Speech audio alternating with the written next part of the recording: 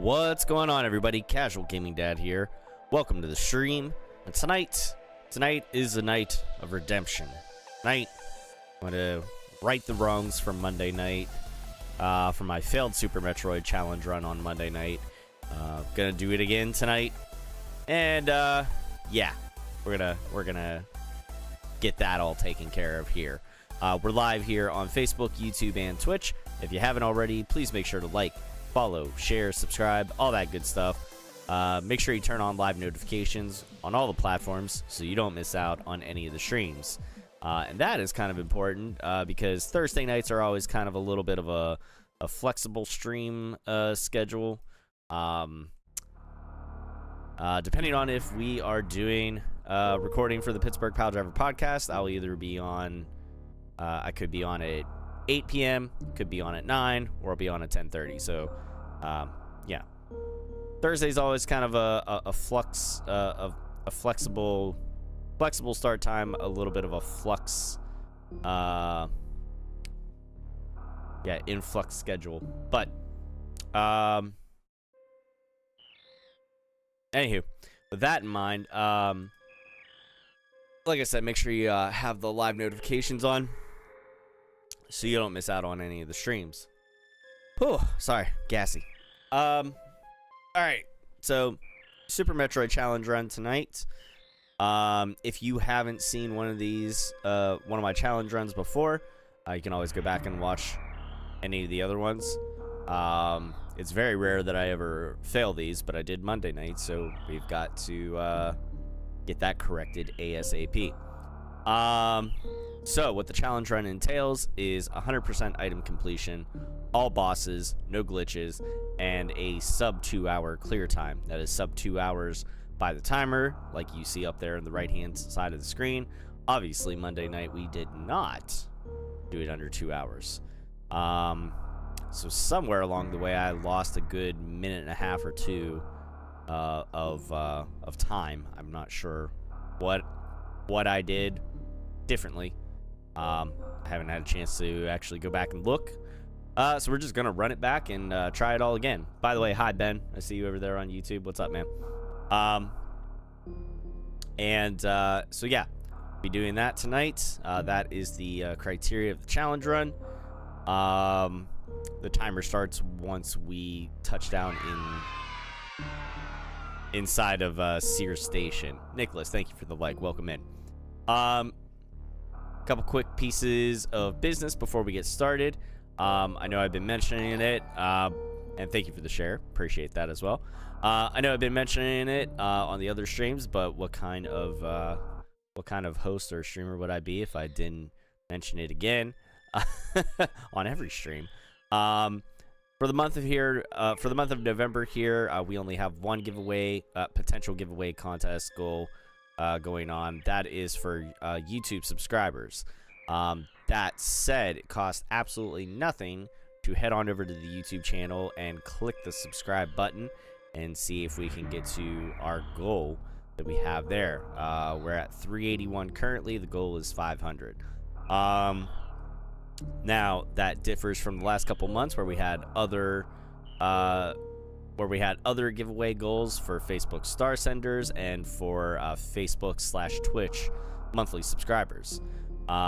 Reason being I'm doing that differently this month. I'm asking that anybody that would have normally sent stars or felt compelled to send stars or anything like that, or Twitch bits over on Twitch, I ask that you take that money and donate it to either the food bank that I will have linked in the chat here for you, or maybe even your own local food bank. But mine is the Greater Pittsburgh Food Bank. So at a couple different points in the stream, you'll see that pop up in the chat on all three platforms. So regardless of which platform you're watching on, you'll see it come up probably about every 30 minutes or so.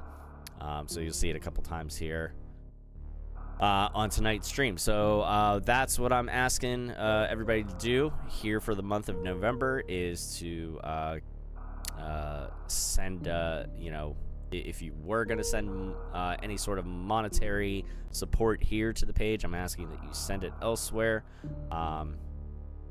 just because there are people that absolutely, truly, really do need that support, and especially right now. So, with that said, let's go ahead and get into the thick of things. We are gonna clear out this file.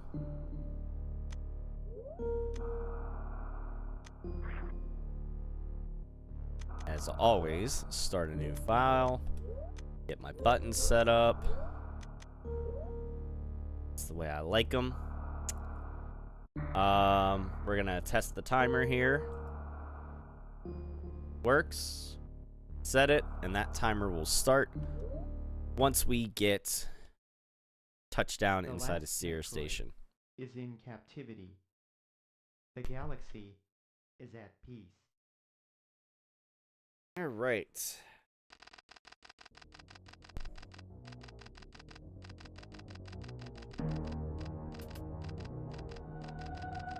What's going on, Matt Pools? Welcome in.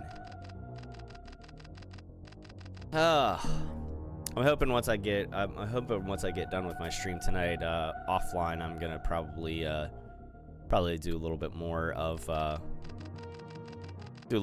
into Silent Hill F, towards one of the other endings. Yes, I'm here to see me clear sub 2 hours tonight as well.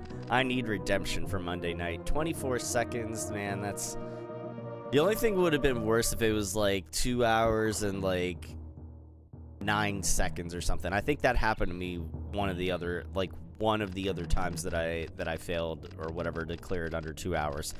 It was something so ridiculously close. Like I think I was like 9 seconds over, and I was, oh god, I was furious. I see you there, Ben. I see you, brother.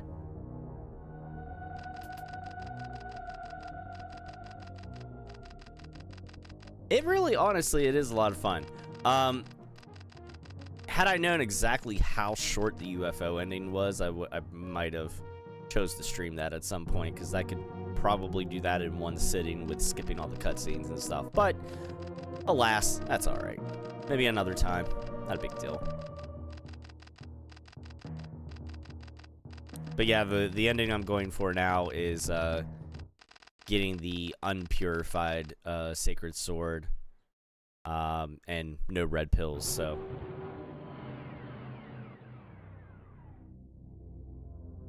And I put the puzzle difficulty back up to hard, like I had been doing that, just for the simple fact. Hang on a second. 3, 2, 1, go. Just for the simple fact that you actually get Emma, so I can actually pray and increase my abilities. But I know at some point I'm gonna have to drop the puzzle difficulty down to story, and I'm also gonna have to increase it up to Lost in the Fog. So, but the first time that I go to do anything beyond story difficulty for the action, I'm just doing Lost in the Fog, and I'm getting it over with, because the achievement trophy doesn't care if you do it on hard or story or Lost in the Fog. It just cares that you do it on hard or higher. So I may have to double check myself on that, but I'm pretty sure that's the case. Story difficulty, I know, or puzzle difficulty, I know you definitely have to do it on all 3. Now, for anybody that's wondering, the reason why I'm injuring myself that quickly, purposely, in this Ridley fight here is because the fight automatically is going to end one way or the other. It's either once you do enough damage or once you take enough damage. And it's honestly faster to just take the damage. And since we are against the clock, obviously, we're going to choose the latter of the two.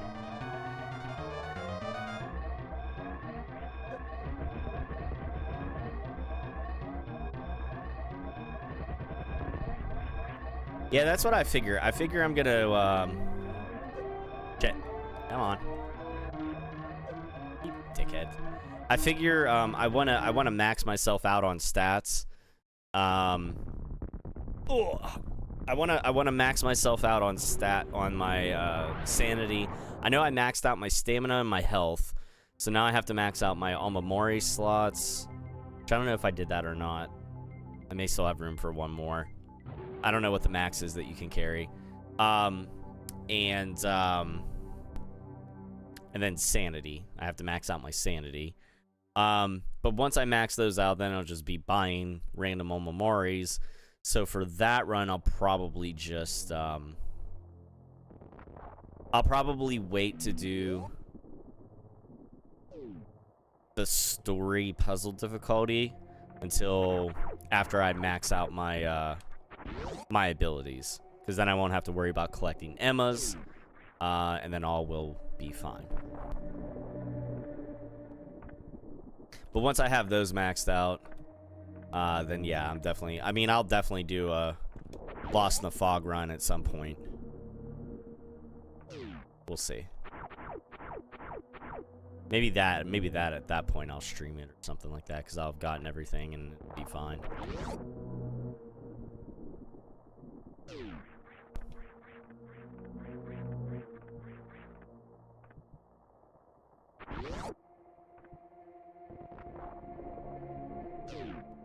Hashtag vote off beef.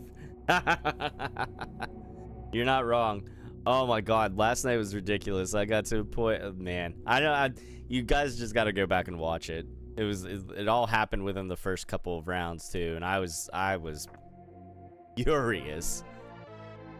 And then Beef threw himself under the bus. He actually, I will say, he did message me personally to apologize for thinking that I was trying to fuck him over, so he tried to fuck me over first. So yeah, it was quite the night last night. But hey, that is Beef be sus. Yes, he do. But hey, that is Among Us. Tuesday nights are a little wild, man.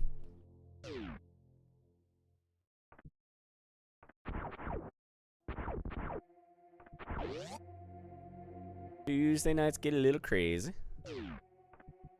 Just a little bit.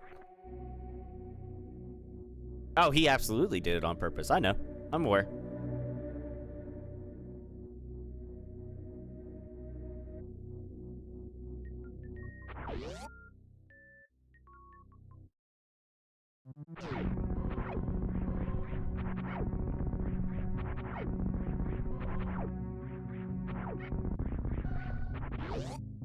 I've also been chasing other achievement trophies for Silent Hill F off stream, like making it through the Scarecrow puzzle without screwing up. Later on in the end of the game, I know there's one if you defeat Hinako's father as in his monster form or whatever before defeating his mother, because the easy thing, would be defeat his mom and then focus on the big guy, or defeat her mom, I should say. Defeat Hinako's mom, and then you figure, take out the annoying little yappy underling, and then get the big guy out of the way.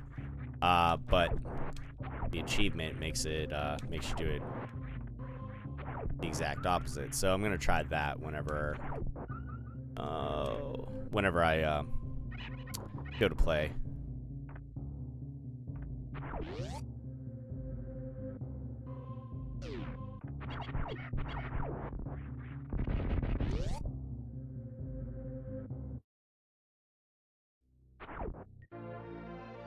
It says you can 100% this game in a timely manner, then you'll demolish Lost in the Fog. This is you're not wrong, probably. But, this is a different type of skill set than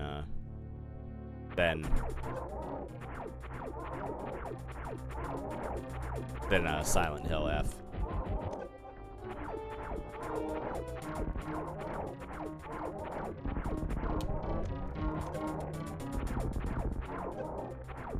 There we go. Oh yeah, 5 seconds in the game. Well, again, The nice thing was, though, Mania covered for me last night on that round where Beef self-sabotaged himself. Like, Mania absolutely covered for me. So, but if Beef would have held on and not and if I would have gotten to speak and say about there being a shapeshifter, I might have been able to protect him.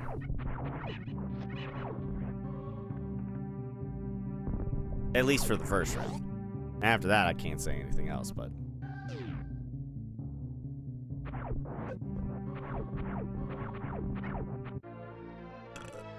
It's been 2 years since I watched you. Wow, well, welcome back, Patrick. Or 3 years, sorry, I read that wrong. I was reading a smaller chat on my OBS screen there.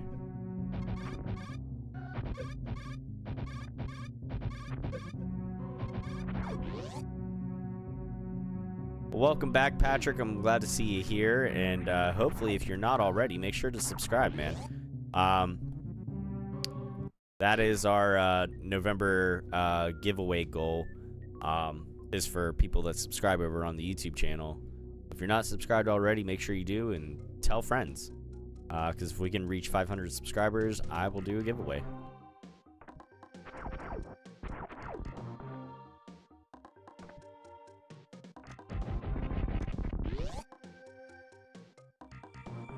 Oh, I absolutely got pissed about it, dude. Yeah. I mean...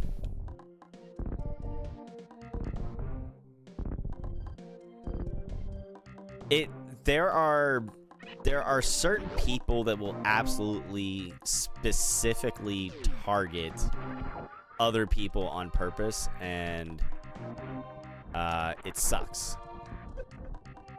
I live fully by the fact that I kill very indiscriminately, whether I like you or not. I play to win. I need a missile. This is going to be where I lose my time. Yep. There it is. Oh, it is the nature of the game, but yeah, man, it's like I said, when you start getting targeted for no good goddamn reason, it makes it not enjoyable. Like I don't mind if I get got. That's part of the game. I understand that. It sucks. You want to live, but it's different if you're targeted over and over. But I am fully somebody that I literally, it's just a matter of opportunity. And I know other people will say the same thing. But yeah.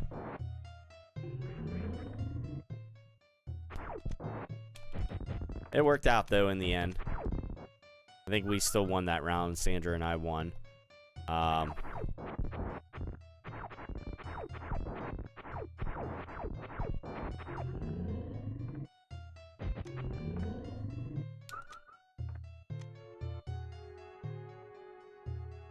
tell you what I'd like to do again though.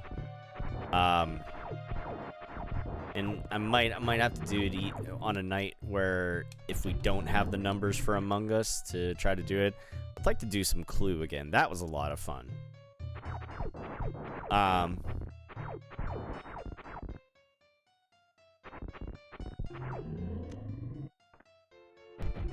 You know, still community based, still Among Us adjacent, and it's honestly it's easy for me to do. It's easy for me to set up because we can do it with very minimum amount of people. Hell, I could do it myself if I need to, because you can always put in the computer players too. So there is that.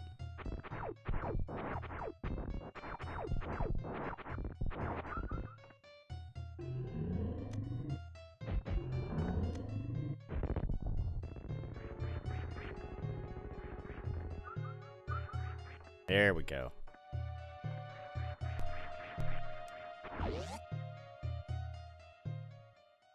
Oh, yeah, RNG can absolutely nuke your runs.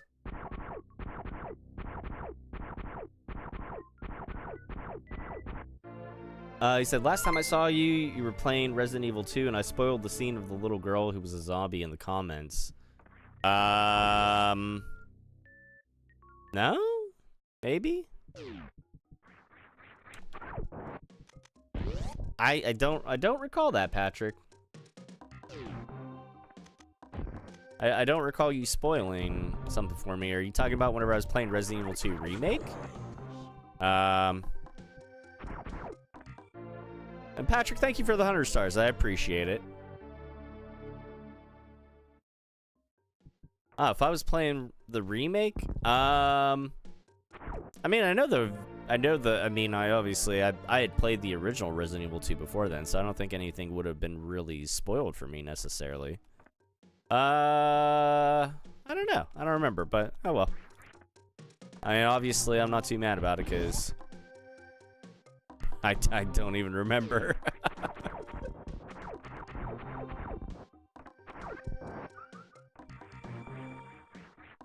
I gotta say, for the most part, anytime I've done first playthroughs of stuff or whatever, people have been pretty decent about not spoiling stuff. I've been very lucky with that over the years.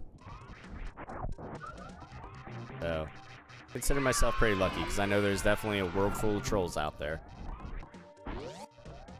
What's going on, Mofo? Thank you for the like. Welcome in.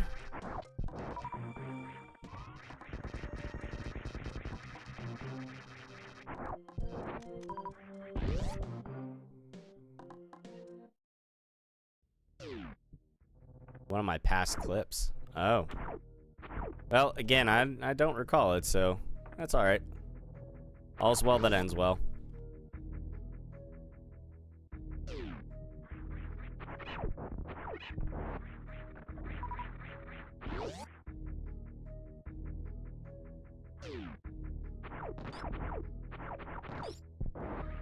I could definitely believe that I was playing Fatal Frame shortly after that, because I was probably in a spooky sort of, shit.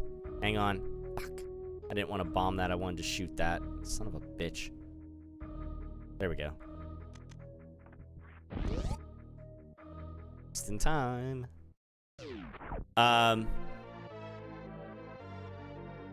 Yeah, I mean, I could definitely see me playing Fatal Frame right after Resident Evil run or anything like that, because, you know, survival horror sticks together. Crows of a Murder locked together or some shit like that. I don't know.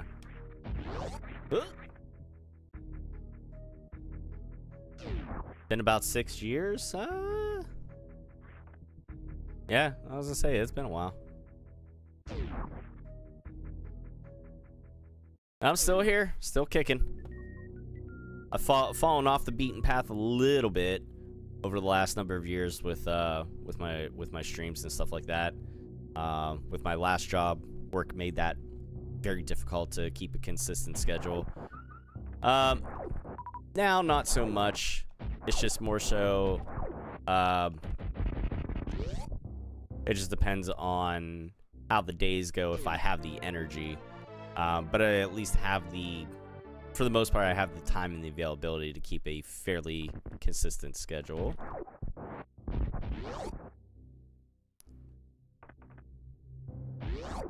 So trying to get back to doing more of that, even though it's still only a part-time schedule. Still trying to keep it consistent, if nothing else.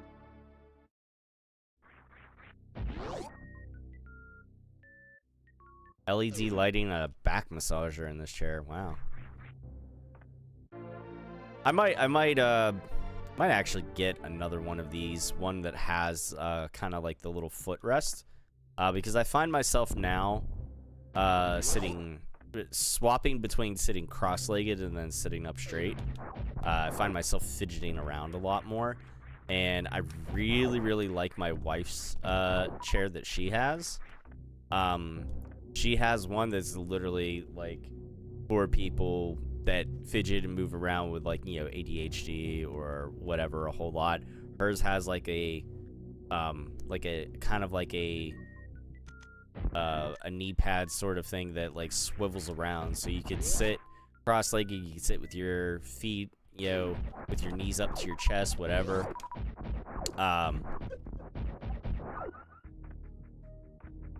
Or you could, you know, just sit like a normally or whatever.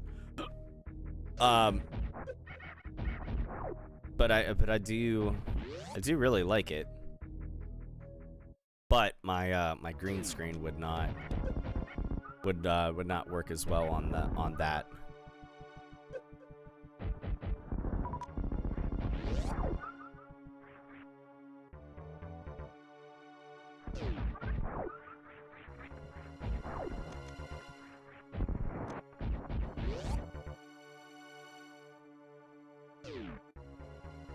Says, I love these gaming chairs. They're really good for office and watching movies. Also comes with a leg rest. Yeah, see, mine, the one that I have doesn't have the leg rest. So I'm thinking about getting another one at some point for that. Then I can give this one to one of my kids.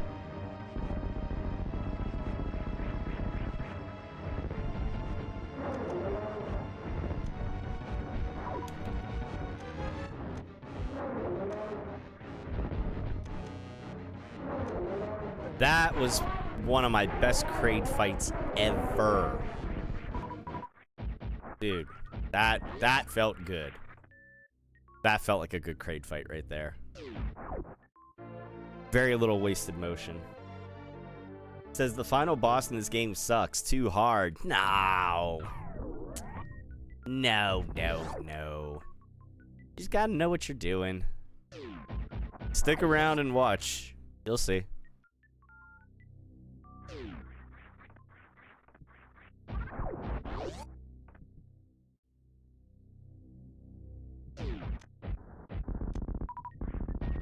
Final boss is probably one of the easier ones, if anything.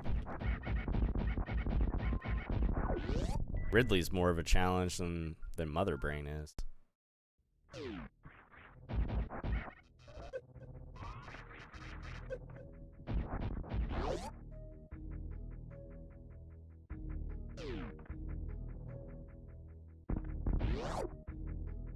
Okay.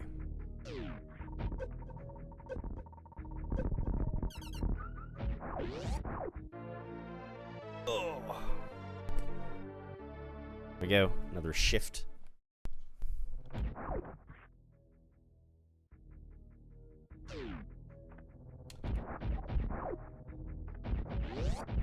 It's funny that you bring up Fatal Frame, Patrick, because I have somebody else here in the stream who was here with me recently while I was going through Silent Hill F the first time, and then I kind of mentioned Fatal Frame to them, and they picked up Fatal Frame 2, Crimson Butterfly, and they're loving it, so kind of very cyclical here.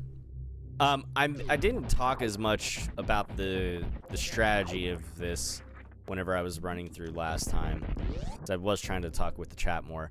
But in this case, in this instance here, I always mention this. There's a pack of missiles here that you want to get.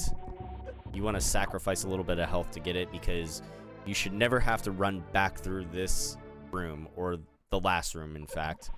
You should never have to come back this way again. Because when we exit Norfair, the first time we're going to do it is coming up from Crocomeyer's room, and then the next time we do it, after we do everything with, like, after Ridley, we'll be literally speed running through the one room, and we'll come out at the bottom of the initial chamber that has the elevator out of Norfair. We'll be coming out from the bottom there, actually near where we got the high jump boots. So we'll be avoiding that top room sequence that I just came through the last 2 screens or so. We won't see that room again the rest of the game. So.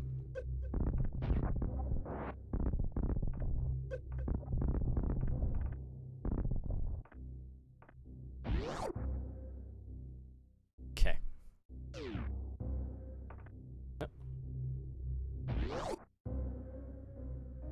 All right.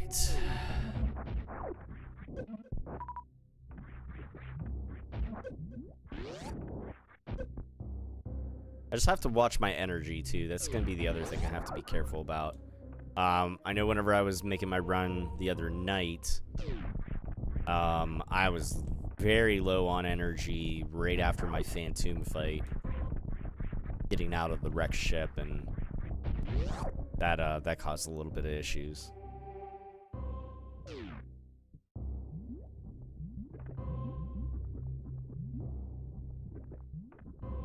Yeah. There we go.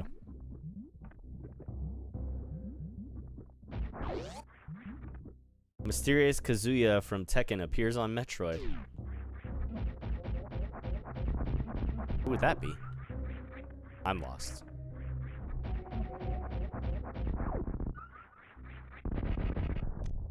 Ah! Balls.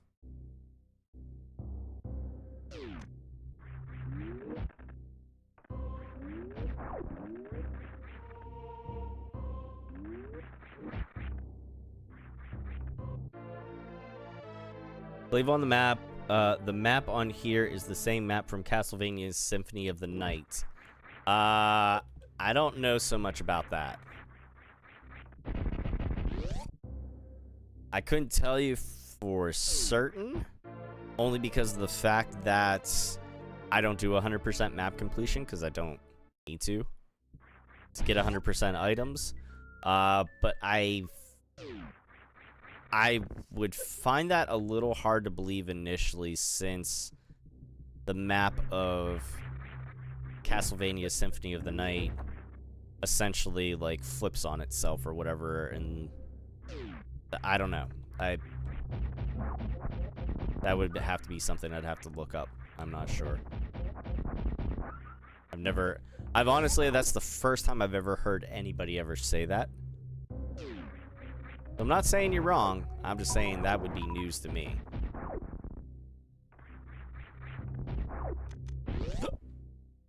Huh.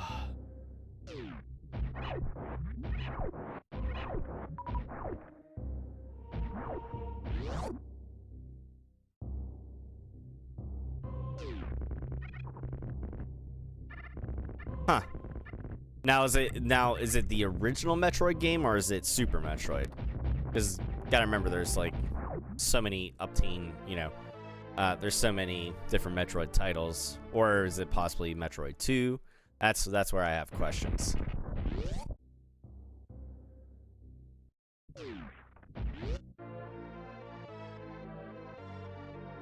But I mean, I honestly, it's a very strong possibility. I'd have to see a side by side. But I wouldn't doubt it. I could absolutely see that being a possibility, but Konami didn't have anything to do with this game, so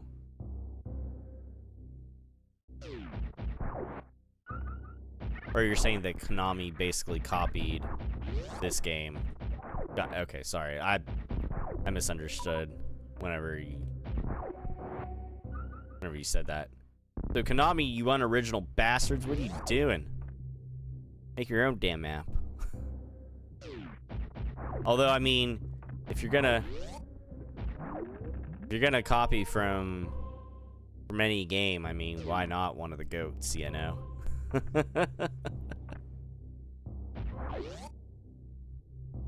Great game to copy from.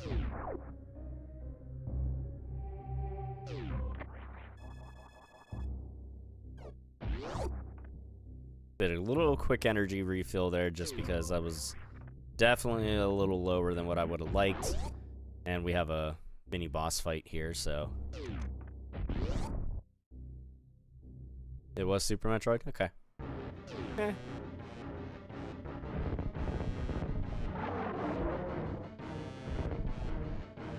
No, once again, you know, if they're gonna pick a game to copy from, they picked a good one. Pretty decent sized map too. But now I really want to. Now I want to see what the map of Symphony of the Night looks like. Oh, you dickhead! Stop it! Fucking RNG, bite me.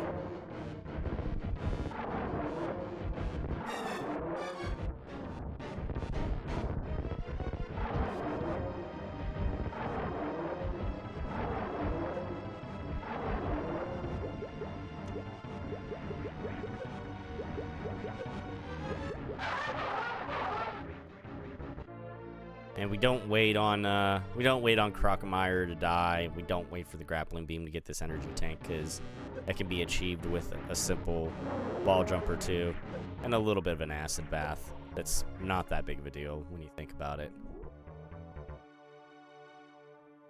And it's a huge time saver too, because you gotta wait on his little essence of life to puff its way through the acid there anyways. So we beat him over here, so we already achieved something else in the time we would have to wait on him anyways. It just makes sense, and we got our energy mostly back, so why not?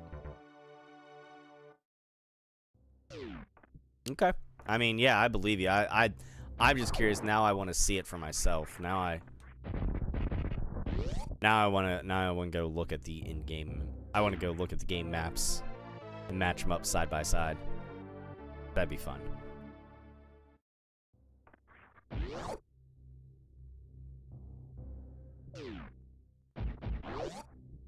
Whee!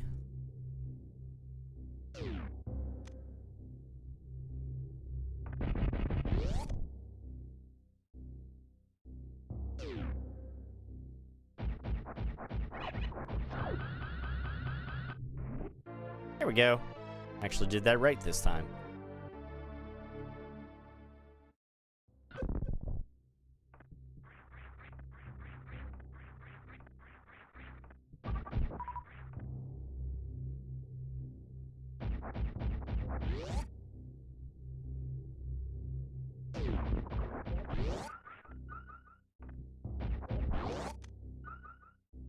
I watch biographies, so I'm very detailed.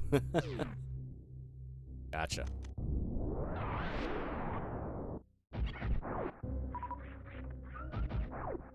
Alright, here we go.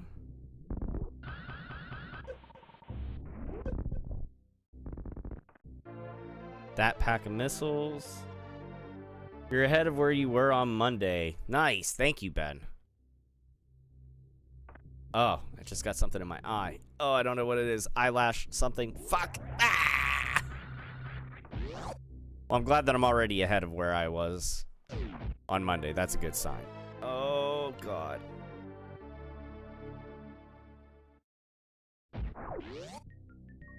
And... whee! Ouch.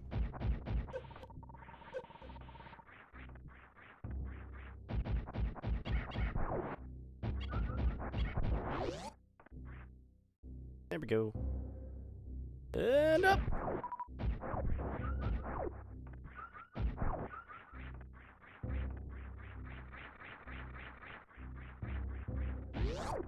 That was a pretty smooth transition there. I'll take it.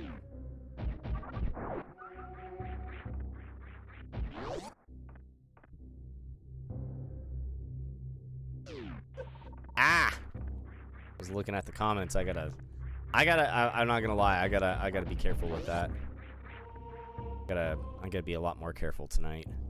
I can't have 2 failed runs in a row. No way. That ain't happening.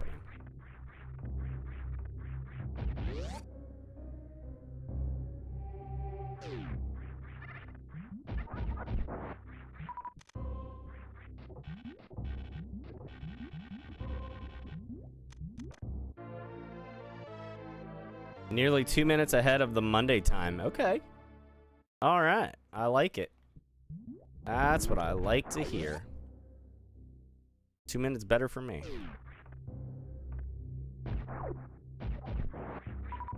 I guess in the case of what I was talking about earlier, we still end up coming out near the high jump boots anyways. Just 2 different doors.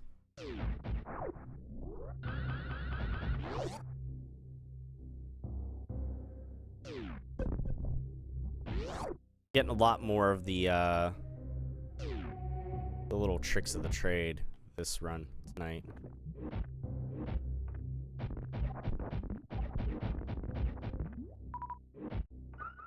There we go. Hoo-wee. It's November, and you know what that means. Mariah Carey Ice Cube is melting pretty quick. I thought it was going to be something about No Nut November.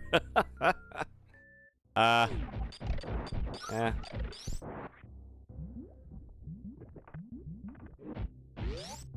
You can stay frozen. I don't give a shit.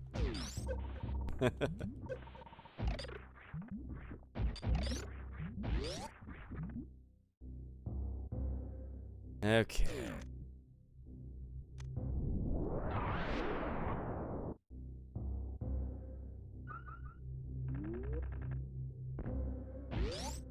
Out of here. Oh.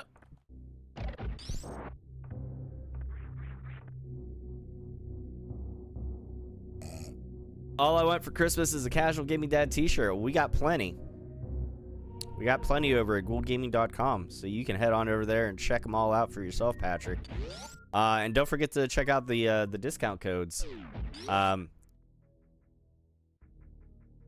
Type in !discount during the live stream.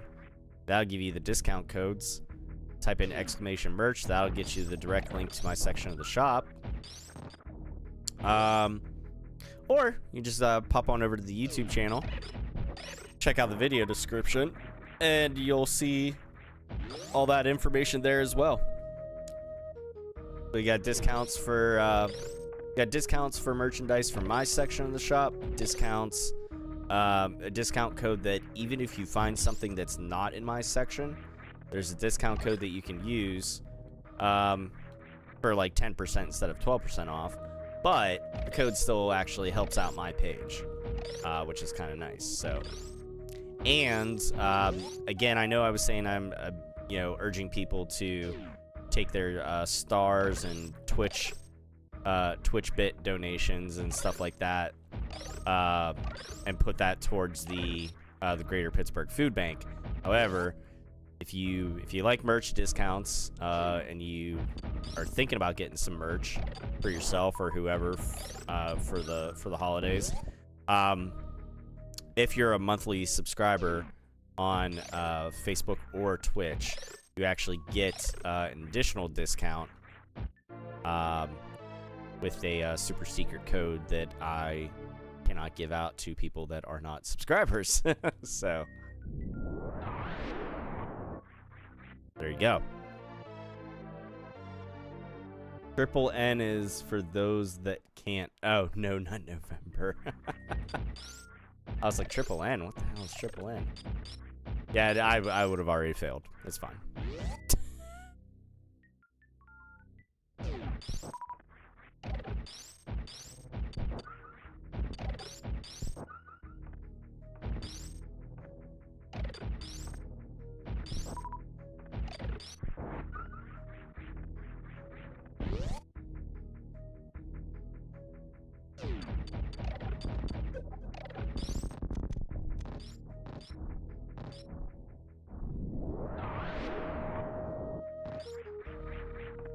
Go? Yes, it was 24 seconds I needed to shave off from the other night's run. So supposedly I'm ahead of where I was Monday night by, according to whenever I was getting the grappling beam. However, we know that RNG is the son of a bitch, so things can happen. It's not over till it's over. Alright, I gotta turn off my ice beam because I don't need it on now.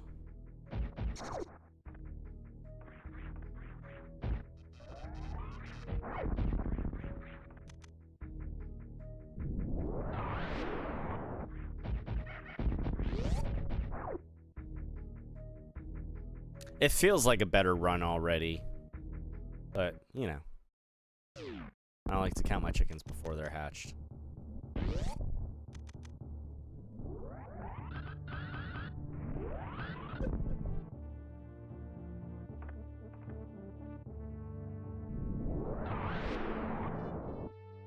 Praise be to RN Jesus. Exactly. RN Jesus. He's a cruel mistress.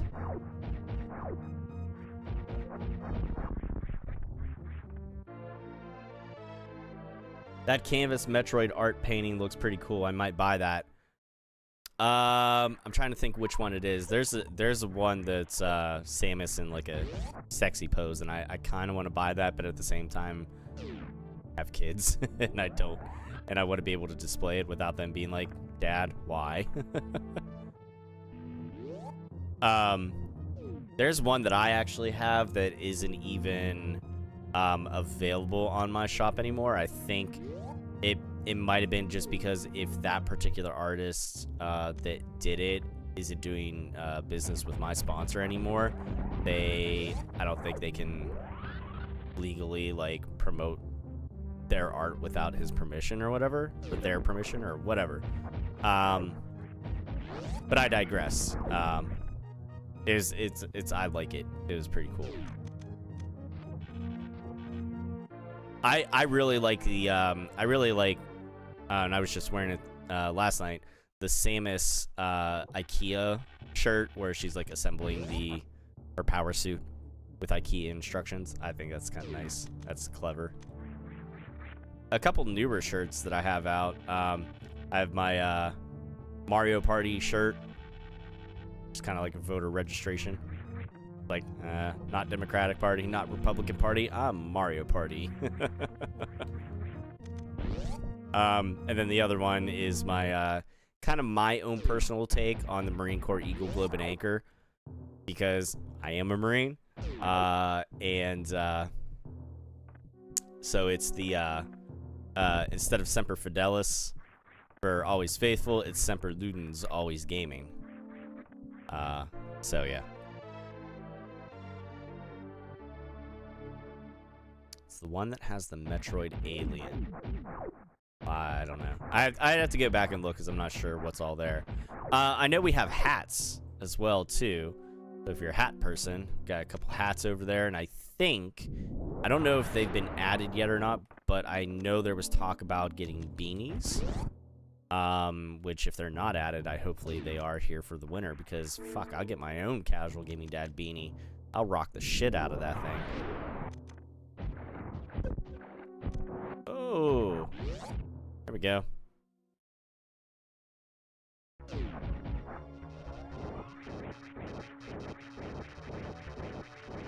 Hashtag more dick kick city. I mean, I don't know how much more you can really get than what's already there. It kind of speaks for itself.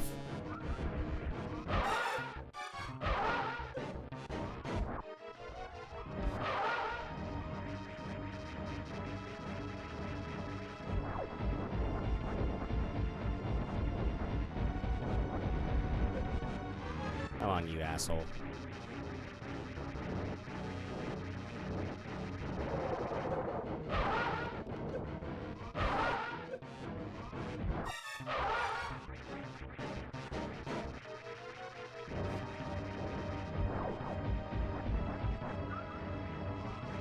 Getting some weird Phantoon patterns here with his appearing and disappearing.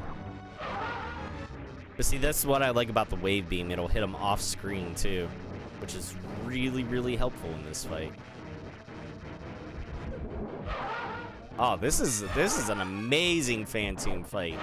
This could be a personal best tonight here. If we're not careful. That Dick Cake City shirt is just funny as hell. That's actually, and that's the like a Pittsburgh skyline too. Yeah.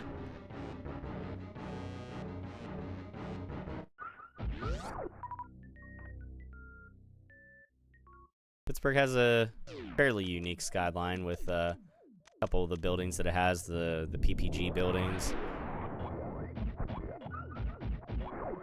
Funny, fun little fact. If you look up an image of the PPG building, if I'm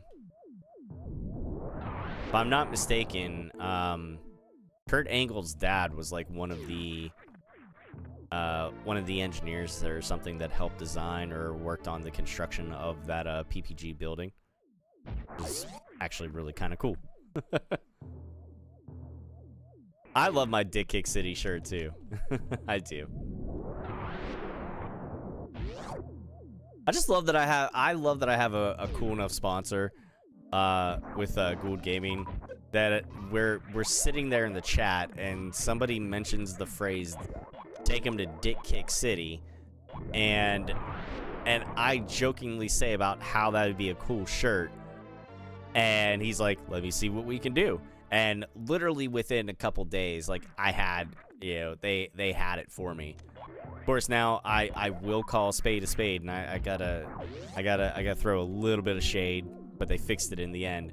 At first, they were gonna give me the Philadelphia skyline, and I'm like, no. I'm from Pittsburgh. I was like, that would be blasphemous. Let's not do that, please. I was like, that's a no bueno. Pittsburgh, Philly, there's that natural rivalry. It doesn't matter if it's Penguins, Steelers. Not so much in baseball, because the Pirates really can't have any rivalries because they suck. So, I don't care. I don't care about baseball enough in that sense. So.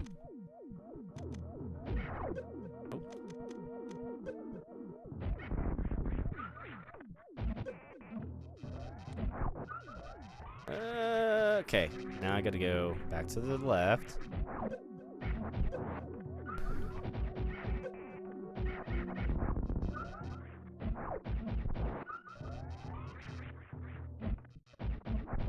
There's a reason I do that, that way.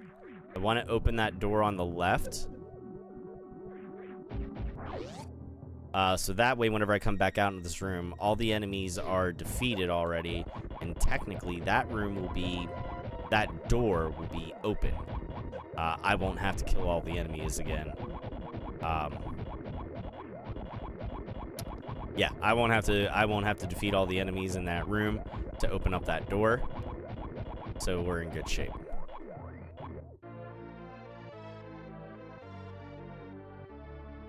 Hey, my brother's birthday's coming up, and he loves Mega Man. Might get that for him. Yeah, I got a couple cool Mega Man shirts too. Actually, I got myself. I went on a little bit of a self-love, self-promotion spending spree, and I got myself some shirts, of my own, because if I'm gonna wear like video game themed shirts and stuff like that, like, why not do a little bit of a self-promotion for my own page? So I actually got both the Mega Man shirts, the white one that has like the kind of the glitchy artwork of him, and the black one that's just like the helmet with the eyes. Yeah, so that was Katie that was No. Actually, so it wasn't Katie that said Dick Kick City. It was actually my friend Ben, my other friend Ben here, somebody that I know in real life. And I actually worked with Ben. He was one of my employees before, but no, he said, maybe it was Katie. It might have been a combination of the two. I don't know. Ben started off saying, punch the ghost in the dick, or kick him in the dick, punch him in the dick, and then somebody came up with the turn of phrase Dick Kick City. I feel like it was Ben, because I made sure I told him. Katie might have been the one that suggested it as a t-shirt. I'll give her that. I think Katie suggested it as a t-shirt. And oh no, we're losing signal. Fucking OBS. Shit. I am dropping frames. I'm sorry. I don't know what's going on. Fucking bullshit is what it is. I'm sorry I'm dropping frames. It's OBS. I don't know what's going on. Might be storms in the area. Might be affecting my connection. I apologize. Either way, I'm still playing this thing through to the end.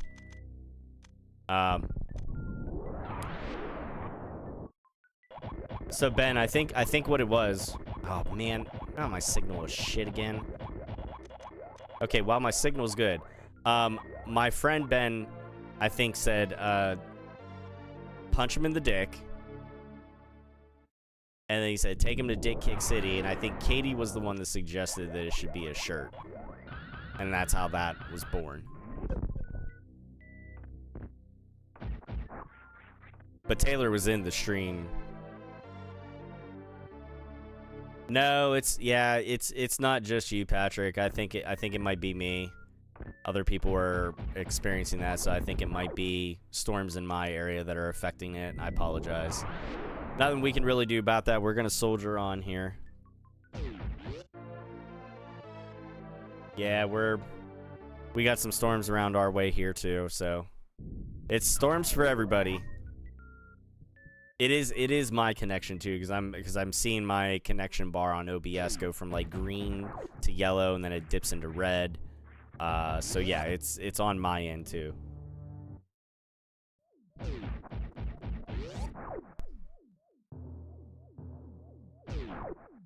Yeah, I'm pretty sure that was the sequence of events. I do blame OBS. I blame OBS entirely.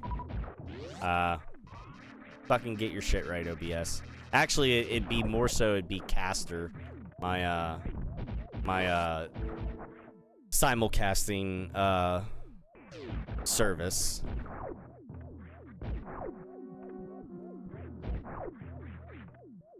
Either way.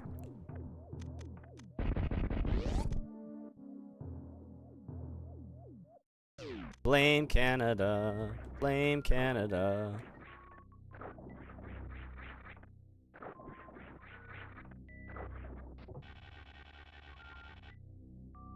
There we go.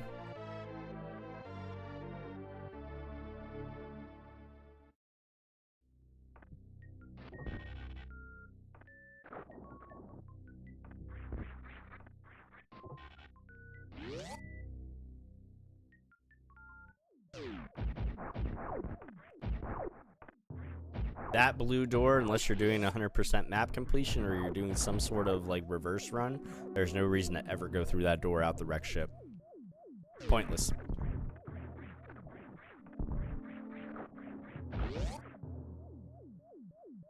Blame Canada.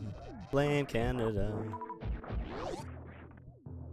All the stupid hubbubaloo and that bitch I'm married to. Blame Canada. Shame on Canada. Although I will say, two of the best things to come out of Canada, Ethan Page and Chelsea Green. Awesome. They're both great. I heart them so much. But yeah, I think that was the sequence of events, Bear. I think it was all that, like I mentioned.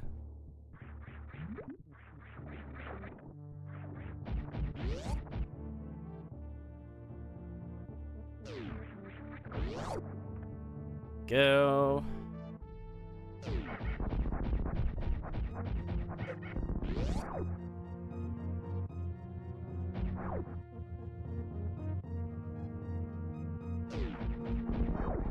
Do you know those names? I would hope you do. It depends on if you watch or not. Chelsea Green was the first women's United States champion. She has the secret Hervis with Piper Niven and Alba Fire. She's been down doing stuff in NXT though a little bit too. She's been kind of doing some stuff with Ethan Page. Ethan Page is in NXT. He was in AEW before. He's the current men's North American champion, and he has his championship belt decked out in like Canadian motif.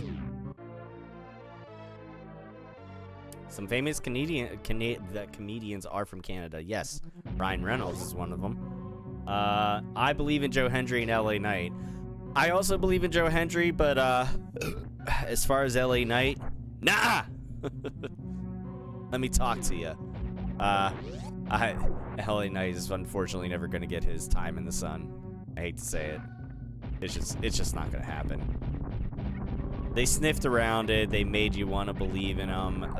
It unfortunately isn't realistically going to happen, but you know. But at least Joe Hendry was the world champion in TNA, you know.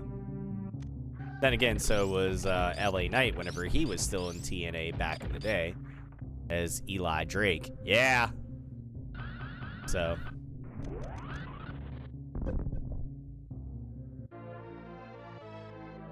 Okay. Chelsea Green's also married to Matt Cardona, aka Zack Ryder. If that helps at all. Whee! Penta is pretty awesome. Penta is pretty cool.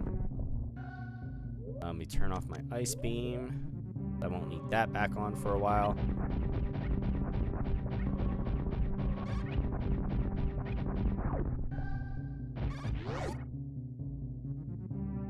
Oh. It's not a bad time to get back into it.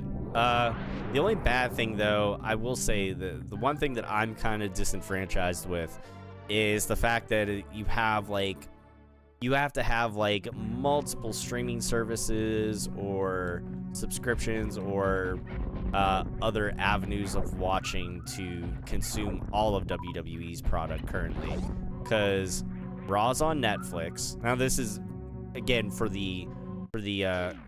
continental US. I'm not counting international markets, but in the US, Monday Night Raw's on Netflix. NXT is on Tuesday nights on the CW, which you can watch one if you have the local channel, which is like a WGN Chicago or whatever, WGN 9. Or you can watch it the next day for free on the CW app. I don't personally care for the CW app, but regardless, it's free. So there's that. Then you've got SmackDown on USA on Friday nights.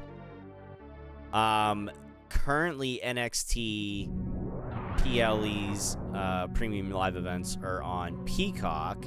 However, the main roster, like Raw and SmackDown PLEs, are now on ESPN. And you have to have the ESPN Ultimate, which is like $30 a month for all live sports. What's going on, Jeremy? Thank you for the like. So if you're a sports fan and you watch a lot of sports on ESPN and you watch a lot of live sports, fantastic. You're the audience that they're hoping to drag into the WWE fold with sports entertainment. However, if you're not, and you're literally just a wrestling fan who just wants to watch their WWE product, you're essentially paying $30 a month for a WWE pay-per-view, and it's not always going to be something like a SummerSlam or a WrestleMania or a Royal Rumble. So it's kind of bullshit, and it's definitely irritated me a little bit. But that's that's my 2 cents. And you can listen to me bitch about it more on the Pittsburgh Piledriver podcast. I know we haven't put out a new episode in a couple weeks, but there are plenty of episodes back in the archive, so you can always go back and catch those.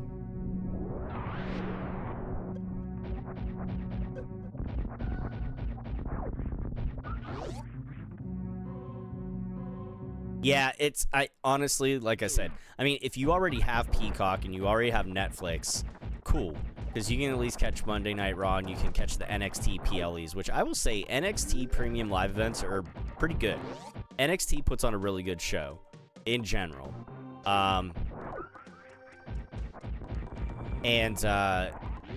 Even though it's technically quote unquote somewhat developmental brand or whatever, you do get people that are, seasoned indie people or whatever. You get a mixture of people.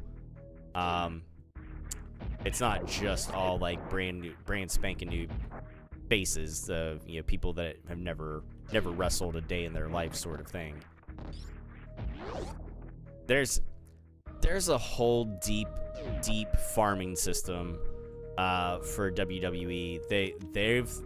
They've been, I will give them credit, they've been very smart about getting their tendrils in in other like indie promotions, they have like the WWE ID program, which essentially like, you know, they can get like, if they have certain wrestling schools and stuff like that where they get, you know, they can give people these WWE ID contracts, and just kind of gives them first crack. But it's essentially like it's them doing a farming system for wrestling. Shit. Gotta redo that. Oh, come on.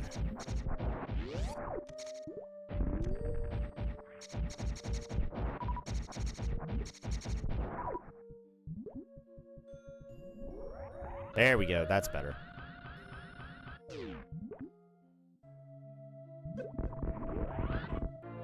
Perfect jump. It's not the perfect setup. You know, I don't watch a whole lot of TV myself, although I will say I did get something, I want to say it was last year, maybe? I got something called a Super Box. I got it off of Amazon. Now, granted, it's a little bit pricey, for the initial, you know, to buy it. A couple $100. But you essentially, it's like having... It's like being able to get like live cable TV. You get like every channel, so it's kind of almost like having the black boxes from back in the day, but it's legal.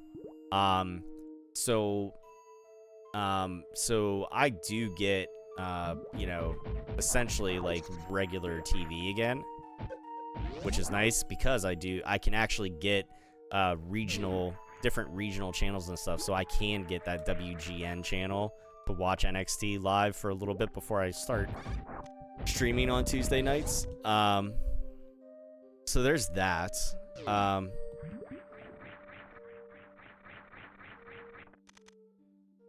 No! Shit! Shit! I did it again. I think this is the room where I lost 2 minutes from Monday night. Fuck this room. Fuck! Come on! Oh my god. This is it. This is the room that's gonna kill me.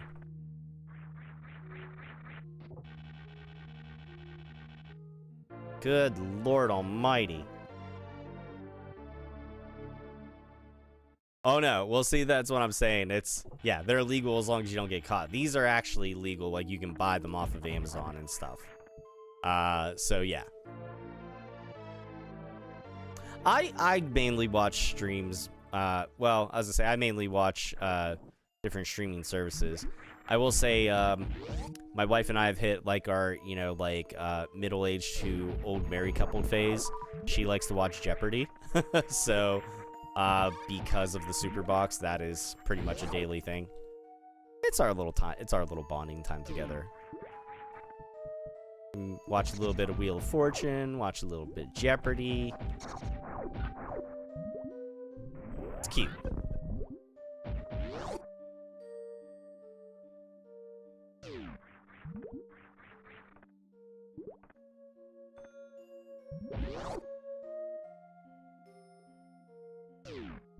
So, well, and that's the thing. So here's the thing, the Super Box, there's not a monthly subscription with it or anything. You can put some different apps on it. Like I put the CW app on my Super Box or whatever.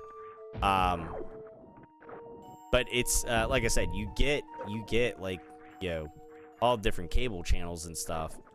It does, and there's not a monthly subscription. It's just a one-time price that you have to sink into it in the beginning.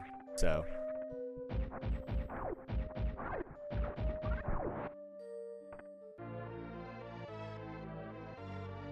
I don't watch a whole lot of TV because I just don't have a whole lot of time. I'll get home, I'll relax a little bit. And then, you know, grab some dinner, and then it's, hey, Jeopardy's coming on, so I know we're putting that on. And then it's, you know, maybe catch about the first half hour, 45 minutes of Monday Night Raw or NXT, and then I'm, you know, setting up to stream. Same with AEW, because I'll try to catch some of that. But I really don't get to consume the product a whole lot, so.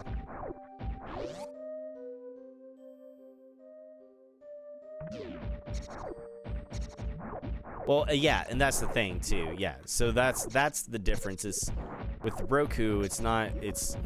In this case, like this is specifically like you're getting like cable channels. You're not. It's not for the streaming services themselves.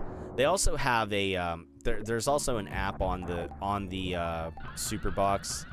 That kind of reminds me of like whenever I used to have a jailbroken Fire Stick with like a movie app that you can get movies that are like newer or maybe haven't been released out on like DVD and such yet, or you know, I don't know. It's yeah.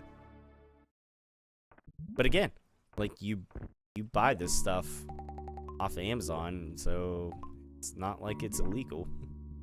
In any case.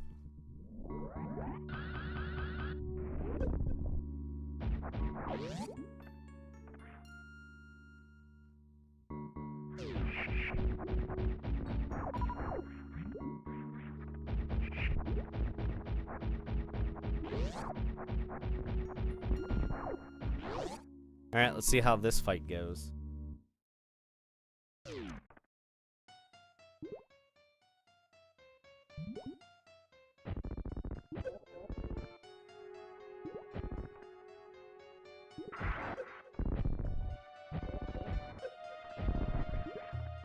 You bitch.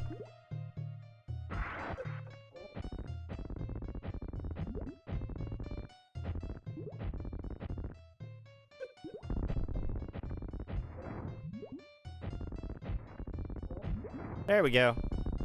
I wasted more super missiles than I would have liked to, but that wasn't a terrible fight.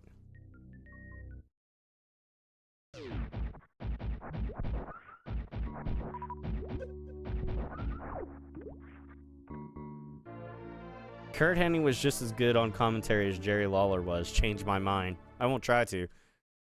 Jerry Lawler wasn't great on commentary at all. The only reason Jerry Lawler was good was because he had Jim Ross as a straight man. That's it. Jerry Lawler was shit.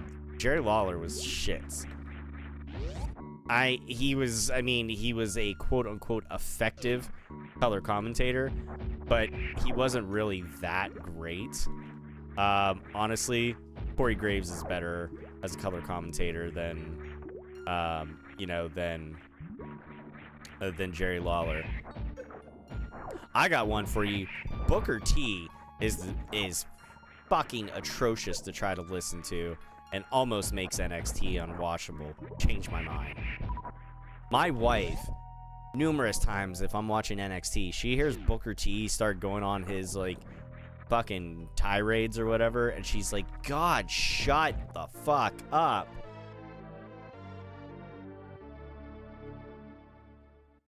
Anyways, I digress.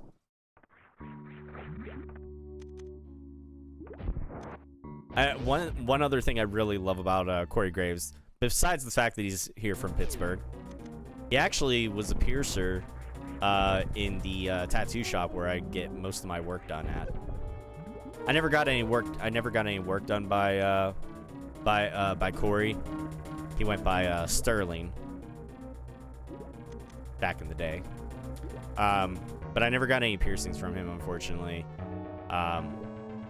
Wish I would have. That would have been kind of a cool little story. But yes, here we go. Yes, come pick me up, boss daddy. Yeah, Booker is annoying. Well, unfortunately, he didn't really have a choice to stay with Harlem Heat whenever WCW went out of business. And Vince McMahon bought them. Although I'll give Booker credit. He had a decent post-WCW career in the WWE. He didn't have a terrible run. Could have been better. But he didn't have a terrible run by any means. He did well for himself. Obviously, the ones that thrived the most post-WCW careers in WWE Well, I mean, and technically, I mean, Jericho made the jump before WCW got bought out, but Jericho, for sure. Well, actually, there's quite a few more now that I think about it. But if we're going off of people that were in WCW when it got sold to WWE, actually, now that I think about it, Eddie Guerrero and Chris Benoit came over just before WCW got sold, if I'm not mistaken. But I'll count them. Them, Rey Mysterio, they all had really good post-WCW careers.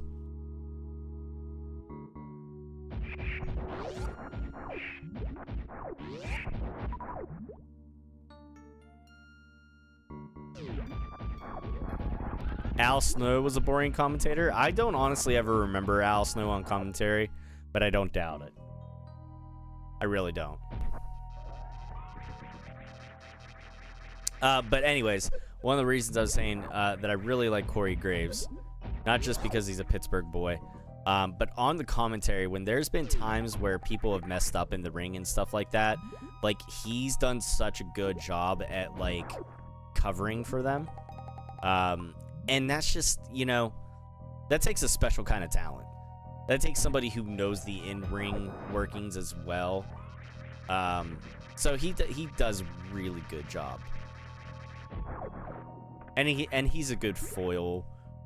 He's a good color commentator to the straight man, you know.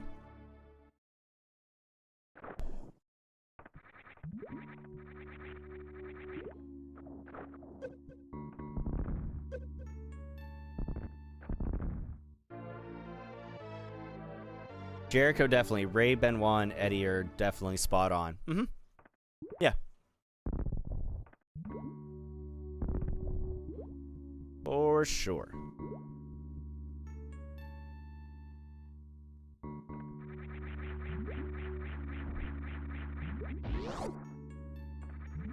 Ah, come on, you bastard. There we go. I guess technically Stacy Keibler. I mean, you want to get real technical about it.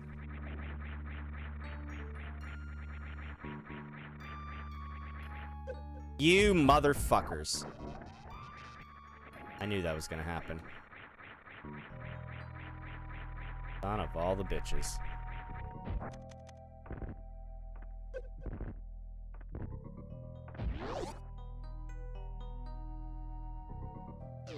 Don't forget about Dick the Bruiser. He was a monster. What? Dick the Bruiser. Oh my lord. I'd say technically the one person that had the best post-WCW career was actually Triple H. Old Terra Rising. Or Jean-Paul Levesque. Oh, fuck. He's obviously flourished the most. For obvious reasons.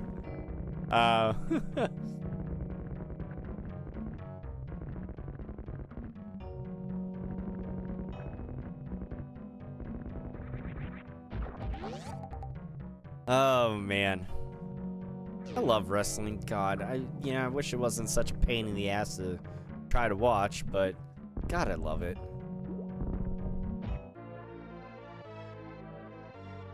Terra Rising or Jean-Paul Levesque or Dick the Bruiser? What's a name you'll never forget? I remember watching WCW when Triple H was in there as Terra Rising, and then Jean-Paul Levesque whenever he was teamed up with Lord Steven Regal or Lord William Regal or whichever one he was going by. It was always a crapshoot with Regal. He was either William Regal or Steven Regal, and I can never keep track. But in any case, when they were teamed up as the Blue Bloods or whatever in WCW, that was those were some pretty magical times, let me tell you.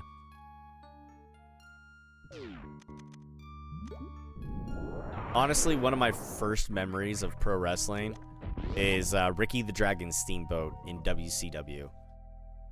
And I was a huge Steamboat fan back then. He was so good. him and Sting, those were like my two favorites back then at that time. And this is like neon Sting. This is, you know, before NWO and black and white and all that, blah blah blah. Hands down, still one of the best wrestling games ever. WCW NWO Revenge. For the N64. Fucking fight me. That or WWF No Mercy. But I'm a little bit more partial to Revenge. Regal, fucking Regal.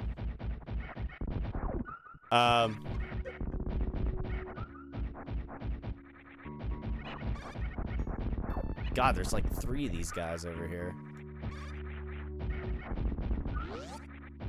I'm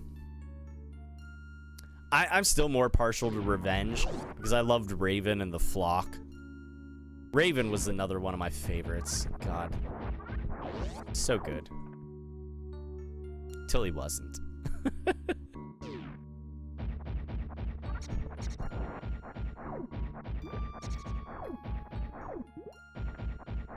My favorite thing in WCW NWO Revenge was the giant stop sign as the weapon. I love that thing. I felt like I was fucking unstoppable with that. I wish I could find that game, but alas, I don't think that I can anymore.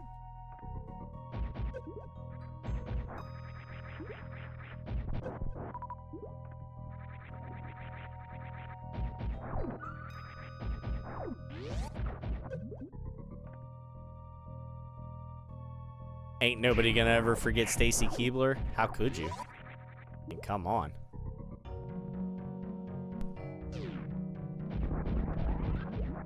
Hold on. I thought the whole WWF versus WCW alliance was a bit poor on talent in 2001. I didn't get to see Goldberg, Hogan, Flair, Bischoff, or Sting. Just no good stories at all. Well, yeah, because those guys chose to sat at home and just collect the money on their contracts. They had guaranteed money. They didn't have to come wrestle, so they chose not to. And fuck Bill Goldberg. In the words of Bret Hart, let me tell you something about Bill Goldberg. Dude, he was the most fucking overrated fucking sports entertainer. I'm not even going to distinguish him by calling him a professional wrestler. He is a shit stain on the underwear that is professional wrestling. He is the worst. And he got fucking exposed by one Mr. Regal, and Regal got the fucking heat for it. But they had no reason, they had no right to put Goldberg in a fucking wrestling ring. The only reason that he got the push that he did was because they needed an answer to counter Stone Cold Steve Austin, so they had another bald dude with a goatee in black trunks, and they gave him this fictitious winning streak, and fuck him, because he was terrible, and he still is terrible, and he's the worst. So let me tell you how I really feel about Bill Goldberg.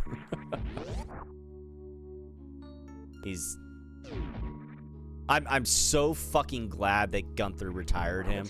Like, he never needs to be inside a fucking wrestling ring again. Ever. There's no reason.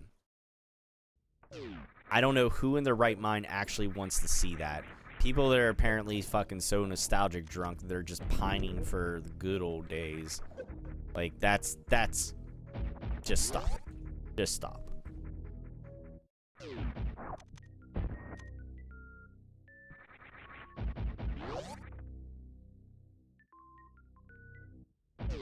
Oh, dude, I love that fucking... I love that reel of Bret Hart calling him Bill Goldberg about like 40 different times. And then at the end, he's like, William Goldberg or whatever. I love it. I fucking love that one. That's about one of the only things about Bret Hart that I do like. I mean, besides his technical ability, dude was good. Dude was one of the best technical wrestlers in the ring. I wish we would have gotten to see Bret Hart versus Kurt Angle or Bret Hart versus Benoit. Those would have been some really good matches. Bret Hart versus Dean Malenko. Honestly, those would have been really good matches, but unfortunately, fucking Goldberg ruined that because he, you know, fucking ended Bret Hart's career.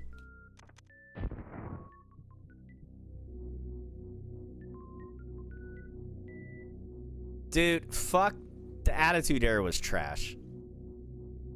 Listen, it was shock jock fucking TV just for ratings. It wasn't that good, actually. If you go back without the rose-colored glasses on, the Attitude Era actually was not that great.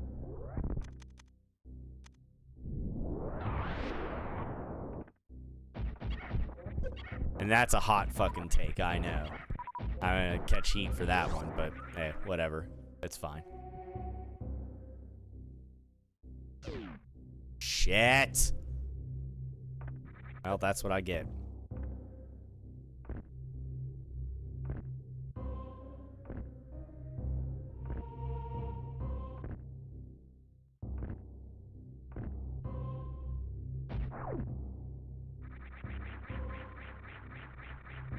You motherfucker! Oh, Jesus Christ. So much for that 2 minutes that I made up earlier. God damn it. Gone to shit now.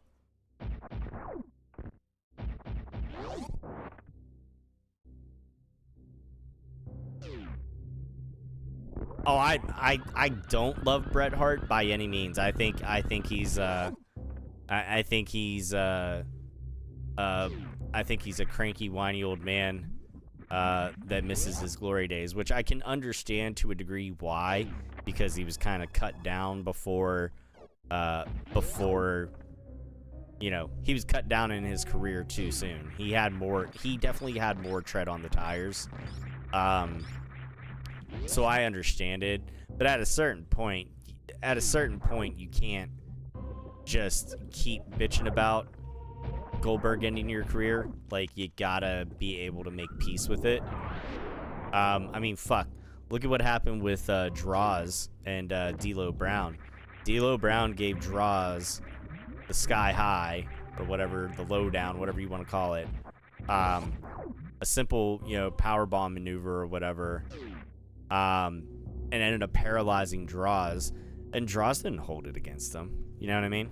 Like, I mean, it ended Draws' career and it fucking paralyzed him. Bret Hart could still walk around on 2 legs. Draws was a fucking paraplegic. And until he, you know, had finally passed away. So Bret Hart got off kind of lucky in that sense. He definitely got off more lucky than Owen did. Just saying. Too soon? Hot take. Bill Goldberg should have been the Blue Blazer. Changed my mind.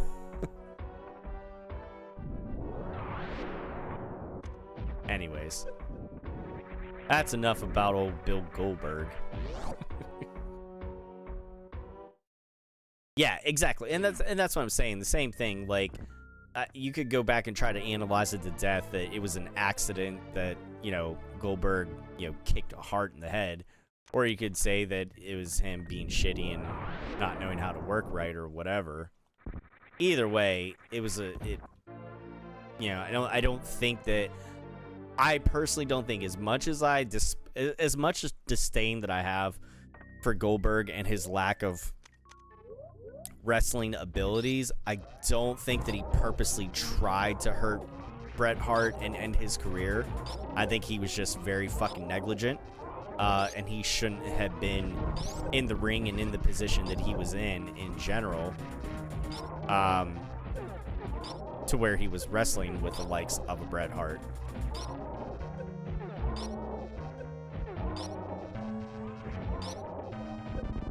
But again, that's my opinion. I don't think he maliciously ended Hart's career. I believe that part was an accident. I just think it was gross negligence because he sucked and didn't know what he was doing. And he couldn't fucking wrestle his way out of a wet paper bag. But yeah.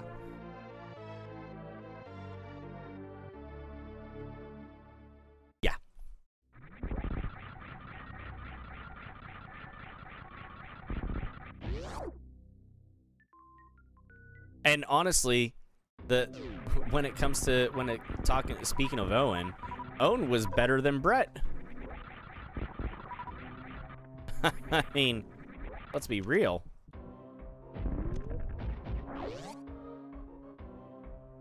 Yeah, Goldberg had a lot of stiff matches because he didn't know what the fuck he was doing.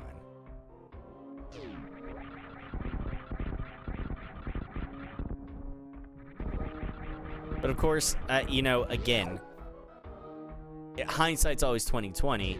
You go back and be like, well, you know, they shouldn't have done this and they shouldn't have done that.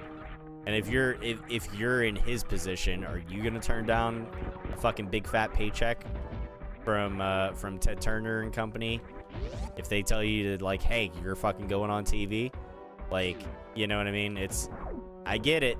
It still sucks though.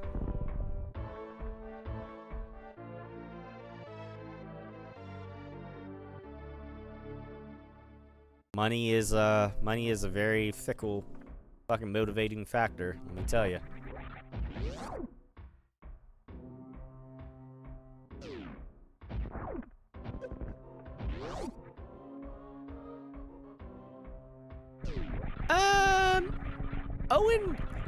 Owen had some good crowd work. Maybe Brett had the edge on him a little bit there. I think Brett in general had better promos than Owen did. If I don't know. I really have to go back and watch because now I'd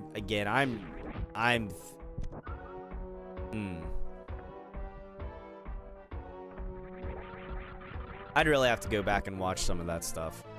But in a general sense, I always kind of thought Owen was better than Brett anyways, in the ring.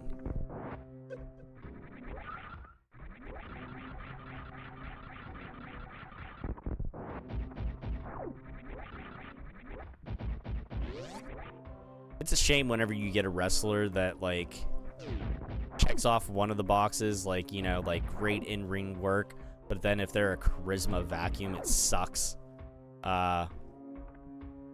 Or vice versa, you get somebody that has great chops but fucking sucks in the ring.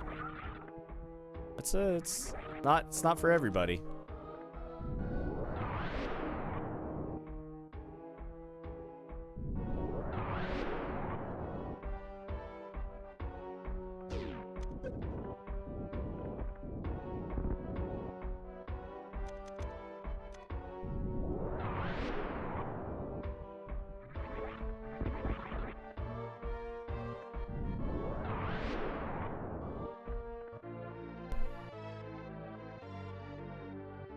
Madpool says, all of this said, I'm not a Bret Hart fan. I don't blame you. Like I said, I'm not a Bret Hart fan myself. I can respect the certain abilities and shit like that. Like, even if I didn't really like the person, I can respect their ability. You know what I mean?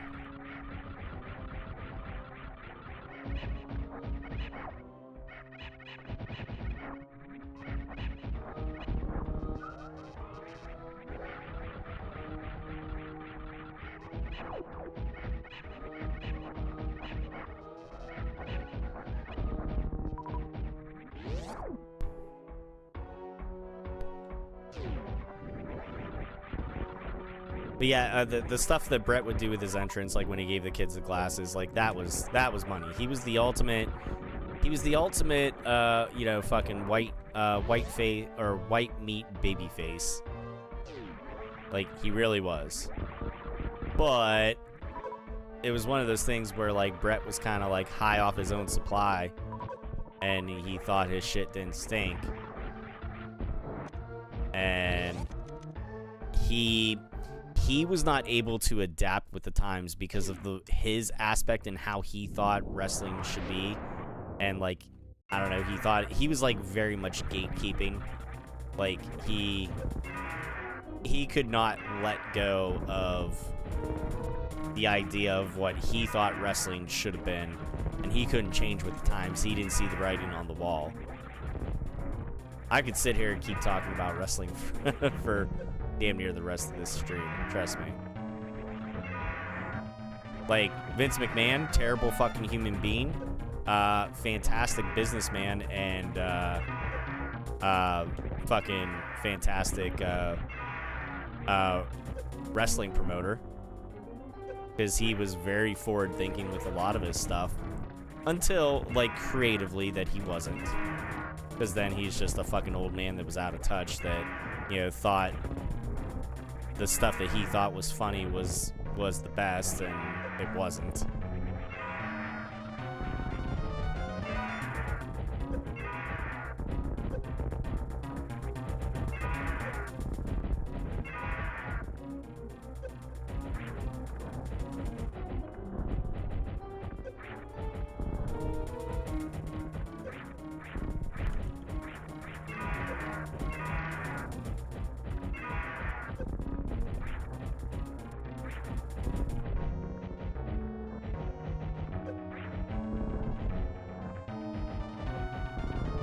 There we go.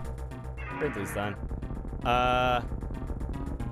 Bret Hart was Cody Rhodes 30 years ago. Yeah, except that Cody would be willing to turn heel on the drop of a dime, and has done it before, if he felt like it was going that way. Cody's a little bit more in touch than Cody's a little bit more in touch with the fan base now than Bret Hart was back then. So that being the key difference. That's the thing. It's like, you got to be able to be on your toes, and you got to be able to listen to the crowd. One of the best examples of that is the Austin and Hart double turn. You know, whenever they had their WrestleMania match. And another great example of that is Rock and Hogan.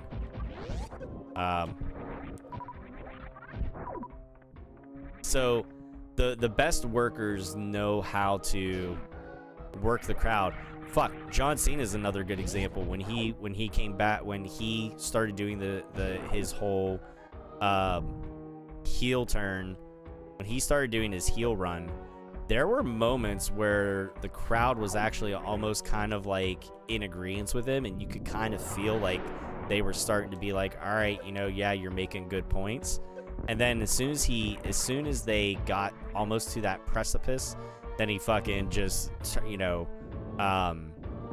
chopped them down again, and made them boo him again. Anyways, yeah.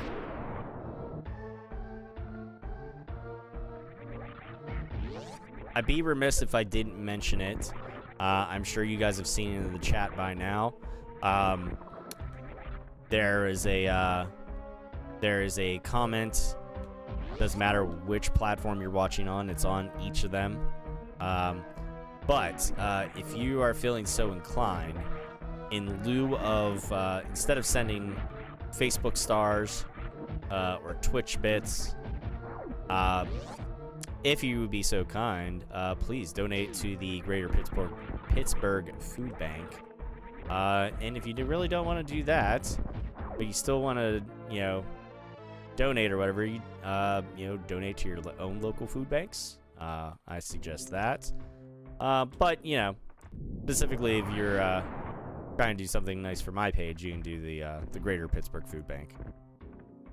Because, you know, that's where we're at.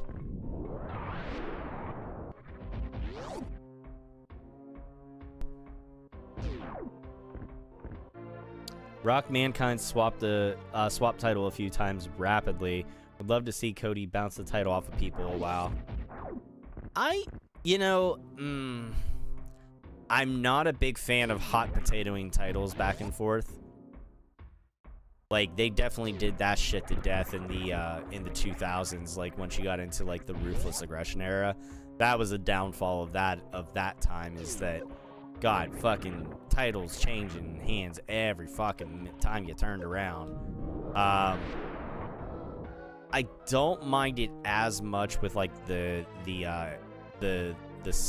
mid titles, like the Intercontinental or the US title, or to a degree the tag team titles. I don't like to see it too often. It has to be used sparingly and in the right times.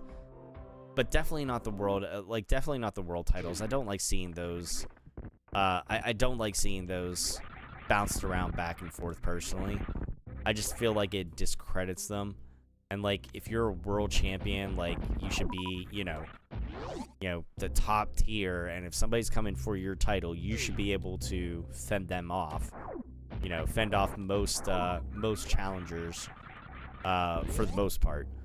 But again, that's my own personal preference. Again, there's a time and a place for the hot potatoing of titles, the hot swaps back and forth. I feel like if you have a good rivalry, you could use that hot swap to enhance it. So again, in the sense of like the mid-card titles or the tag team titles, that could work. But again, it takes the right combination of creative and just it takes the right combination of creative. It takes the right combination of workers to make that storyline work.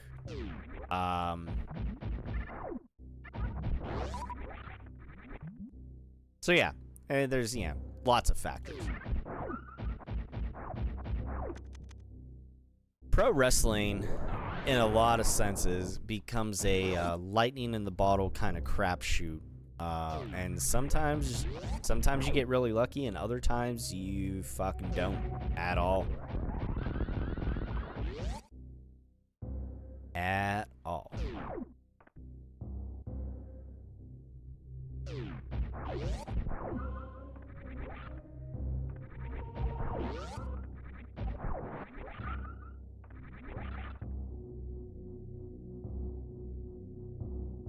Well, yeah. Yeah.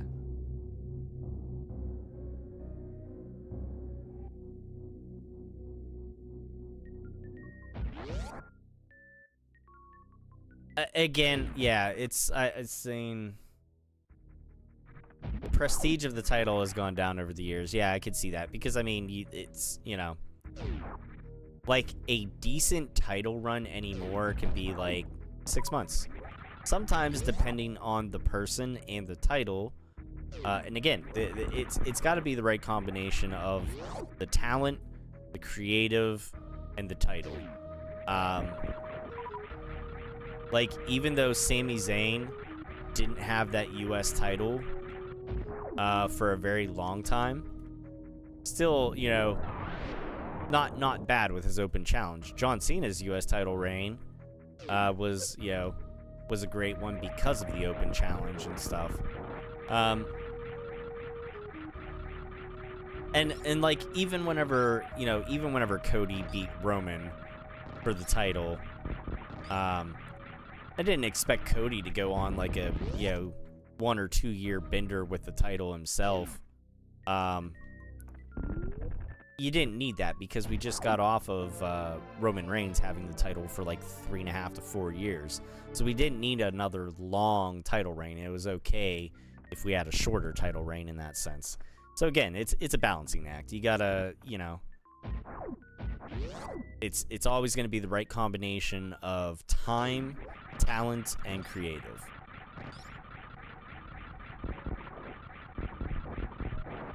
Timing is everything.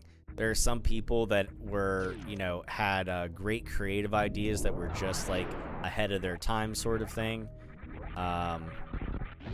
Sometimes it's a matter of, somebody's doing really hot and then they're just injury prone. Look at Finn Balor. Finn Balor is a perfect example. First Universal Champion, gets injured in the match that he wins the title, doesn't even have the title for 24 hours, has to vacate it due to injury, never got back up to that precipice, up to that level again since then. Don't get me wrong, he's been upper mid-card for quite some time, but he never really got back into sniffing that world title picture again, which is a damn shame. An absolute damn shame, because Finn Balor is fucking amazing. But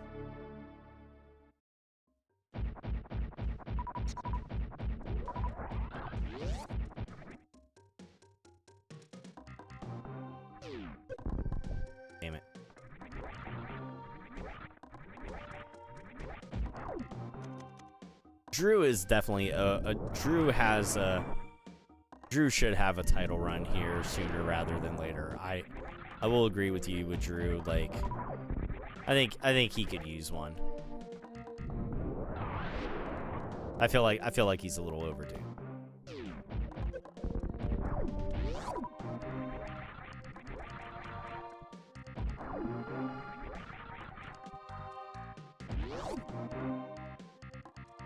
But yeah, I mean, yeah, I know you're not saying give the title to jabronis by any means.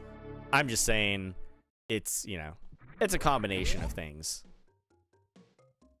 But a good title reign can, you know, it doesn't have to be a long reign. As long as you have the right creative behind it. So, you know, a couple months can be a good title reign. I feel like 6 months is like a pretty good time. 6 months to a year is a decent, kind of like that sweet spot of a title reign for me personally.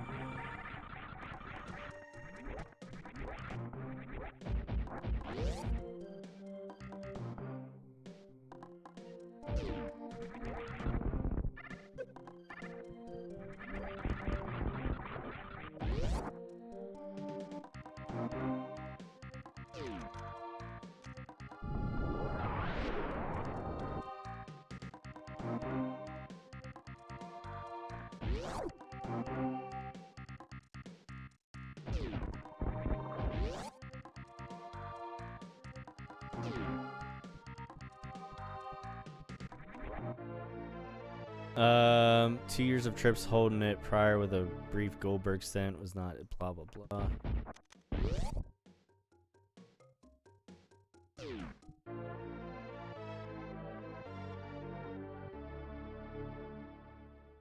Yeah, no, I see what you mean with like the, you know, what you're talking about in that example with Benoit to Triple H and Batista and Orton and all that stuff. Like, yeah, no, you're not wrong. Like, and again, for at that point, that's a good example of when the right creative and the right people make it all work out.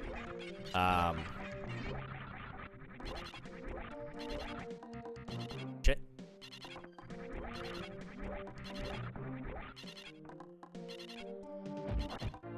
I haven't even looked at the timer, and I couldn't even tell you how long.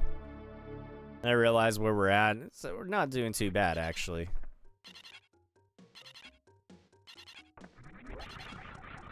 I don't know where I am compared to the other night at this particular juncture, but I feel like I'm in a good spot.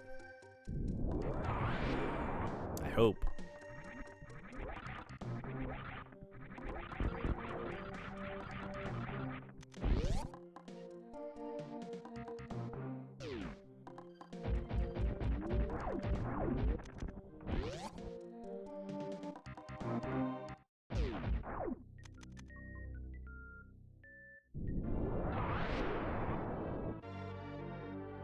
Yeah, exactly. That was what was needed at that time for the title.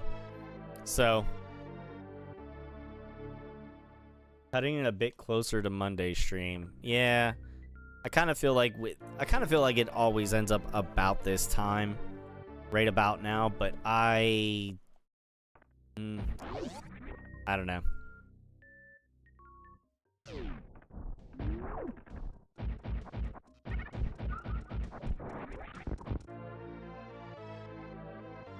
Okay. Well, we'll see what happens.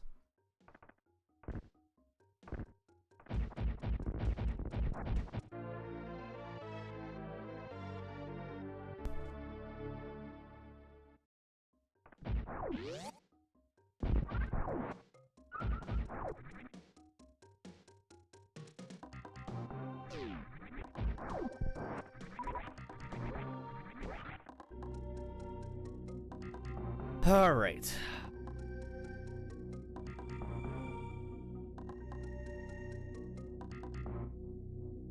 That is what it is. How'd I be able to multitask here?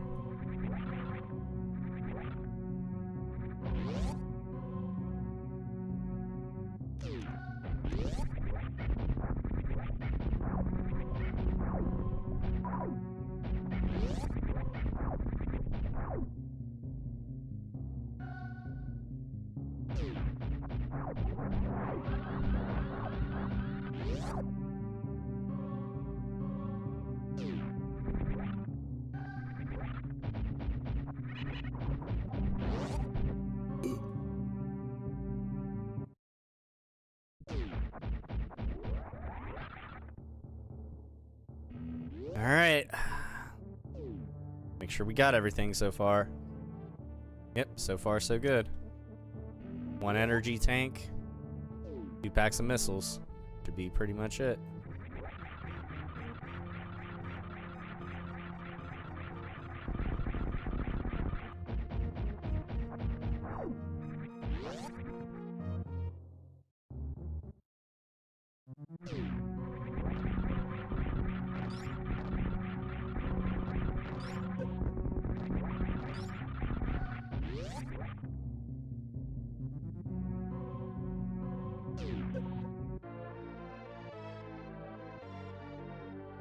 Keep distracting Dad.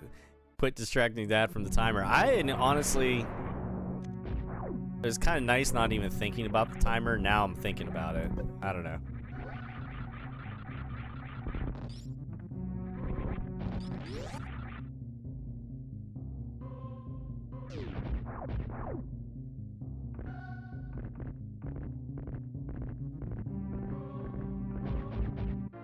Yep.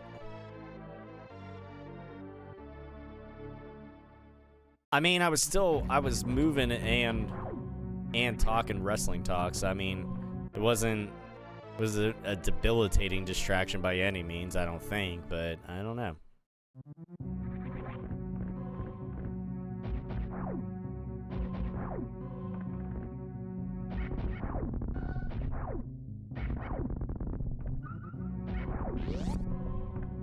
Let's go.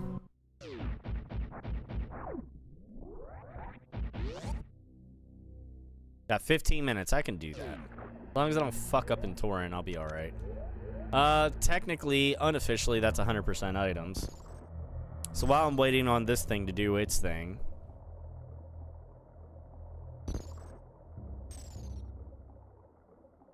First of all... get that drink of Pepsi. And remind you guys again... everybody watching, please, if you haven't already, make sure to like, follow, share, subscribe, turn on those live notifications so you don't miss out on the streams. Tomorrow night stream, it's a flexible start time. I'll either be live at 8, 9, or 10:30. I'll try to let you guys know when, if I forget to. Again, make sure to turn on those live notifications, whichever platform you choose to watch on, whether it's Facebook, YouTube, or Twitch, because we'll be live on all 3. But you can always turn on the notifications for all 3. And then you'll be set.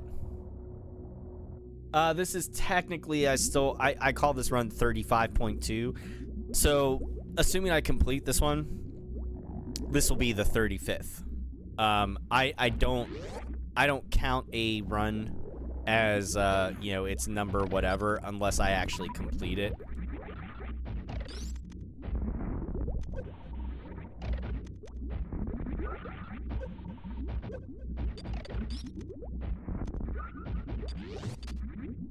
That's just me personally, but...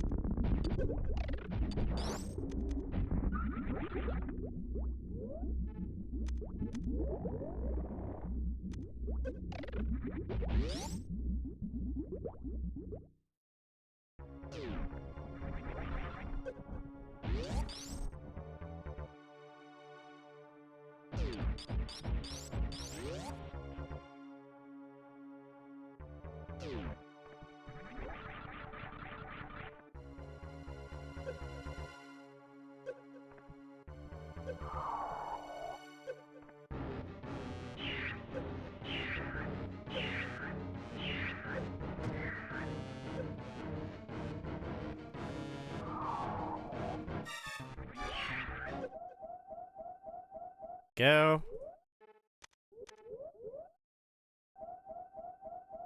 Yeah, I call it run 35.2. Either way.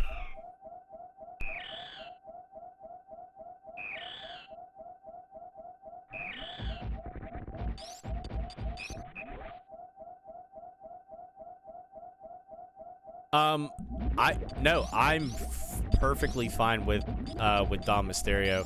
He's a great heel, and he's actually kind of like almost endeared himself to the crowd. He's dude, some of the best things, like when I didn't see it live, but I saw a clip. Whenever Rey Mysterio said something about like, you think you're better than Eddie Guerrero, Dom said, you shut your mouth about my dad. Like, dude, that shit is great. That shit is fucking great. Like, that is reading the room and knowing what to do. Like, that's just, he's awesome. You can't teach that. And Logan Paul, dude, I enjoy watching his matches. He is athletically gifted. Even if I think he's a fucking human turd skull. You know. He's still really, really good in the ring.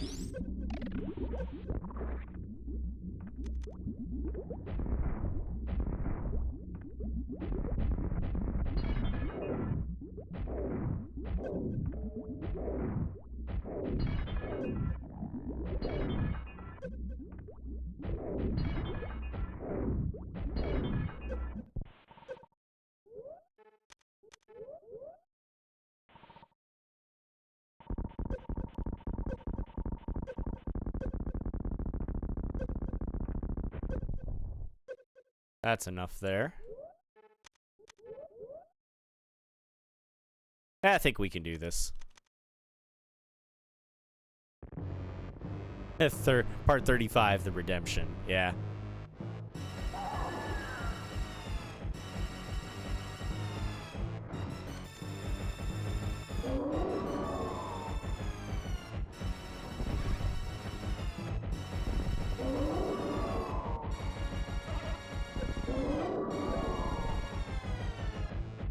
Uh-oh.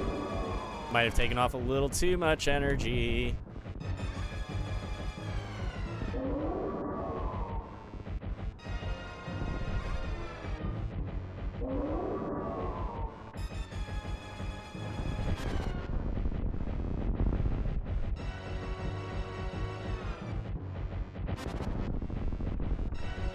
That French fry beam is something, man.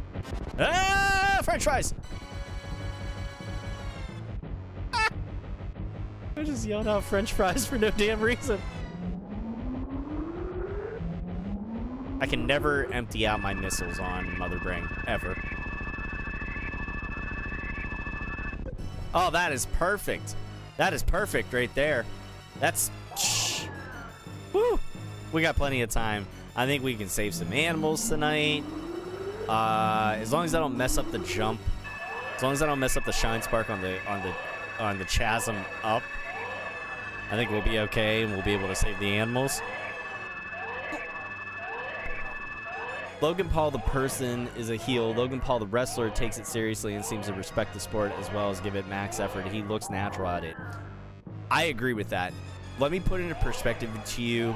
And again, this is why I say Logan Paul the person, you know, Logan Paul the character and Logan Paul the person, whatever. I don't really care about. I could care less about. Logan Paul the wrestler though, like Logan Paul has had, you know, how many pay-per-view matches? You can count them pretty much almost on one hand, or maybe still within two hands. He's not had that many pay-per-view matches. But the fact that, like, the level of matches that he was putting on even, like, his third, fourth, fifth match ever, and it being on pay-per-views and stuff, really goes to show you how much of a natural he is. And the only other comparison I can make to that is, like, when people talked about, like, how good Kurt Angle was, how quickly he picked up the business. Dude, he was a natural. Logan Paul's a natural for this business. He really is. And he's already got a persona that people fucking hate him. He's a natural fucking heel. Through and through. But, yeah, he has unprecedented athletic ability. I will not deny that at all. I will give him his flowers all day long on that. Sometimes his promos are a little fucking weak. And it just feels like kind of just generic fucking bad guy 101. I don't know. But honestly, he's a fucking heat magnet. But the thing is he can go in the ring. Like, he's great to watch. Athletically, one of the most athletically gifted fucking people I've ever seen set foot in a wrestling ring. He's awesome. And I'll give credit to people like, say, like Bad Bunny, for example. Like, I wasn't keen on the whole fucking celebrity involvement. I rarely am. But if they're willing to put in the work and take it seriously, then fucking kudos to them. Bad Bunny absolutely did. Like, he was awesome. There we go. What's our timer at? Fuck, I'm going for oh man. Fuck the animals. I want to go for a personal best. Sorry. I thought I was going to have time to save the animals. I want to do personal best.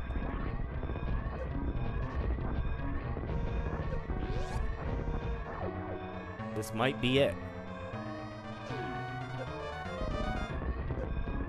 Oh, you whore.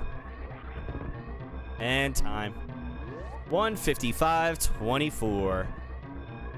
That's fucking redemption right there. That is redemption with a capital R.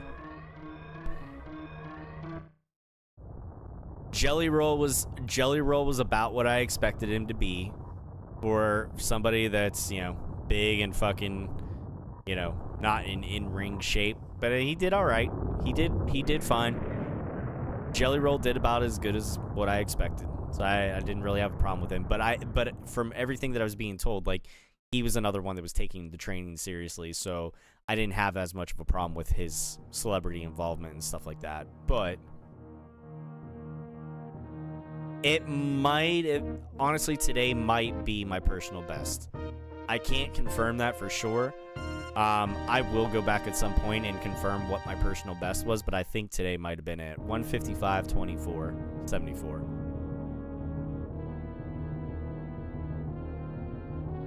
Plenty of time to save the animals, but F that, man. I was going for personal best there at the end. I made the command decision to have a personal best versus saving the animals.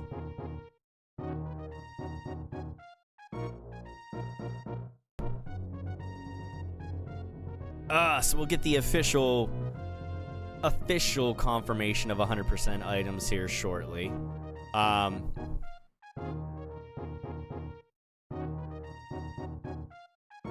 Oh yeah, full 5 minutes faster, almost on the dot. Yep. And that's just a testament to 1, RNG, 2, I don't know what the fuck I did the other night that got me so far off. I have no idea. Couldn't even tell you. I don't know how I went from 24 seconds over to, like, you know, almost 5 minutes under. It's 5 minutes. 5 minutes faster. Yes, there you go. Yeah. He corrected himself, yeah. Yep. It was yeah, it was 2 hours. Big W. Thank you. Thank you. It's like I know I can do it. It's just I had to have that little fucking hiccup there to remind me to keep. You know what Monday was? Monday was to humble myself. Monday was don't get too big of a head on your shoulders. Good old Masafumi Sakashita. I used to always laugh whenever that name came up. I apologize, Masafumi. I apologize for my 10-year-old humor. Would have been even faster if the shell surfing room cooperated. Shell surfing room. Trying to think which room that is. I'm not sure what you refer to as the shell surfing room, but regardless. Yeah. No, not too bad. Pretty good run. Solid run. Actually, this is a really good run. A normal run for me, like where I'd say like, yeah, that's a good run, is like hour 57, hour 58. Maybe even hour 59 is kind of, well, hour 59 is like, oh, getting a little close. Hour 57, hour 58 is kind of like right at the sweet spot. That's kind of what I normally expect out of myself, but tonight I'm very fucking elated with myself.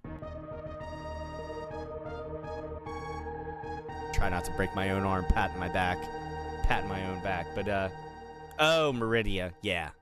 Oh, yeah, the shell surfing room. Yeah, exactly. The lone the energy tank into the missile pack. Yeah, the shell surfing room. Okay, yep. Yeah, I know what you mean. The room with the giant turtle that you can awaken. So there it is. That is my Super Metroid Challenge run. That is 100% items, all bosses, no glitches, and a sub 2 hour clear time. That is my criteria for my own my challenge runs. So I'm glad that we got the redemption tonight, and we're able to go a full 5 minutes faster than what we did on Monday. So fucking A right. Let's go. All right. Before we get out of here tonight, I just want to remind everybody again, you make donations at Greater Pittsburgh Food Bank. You should see the link come up in the chat if you haven't already.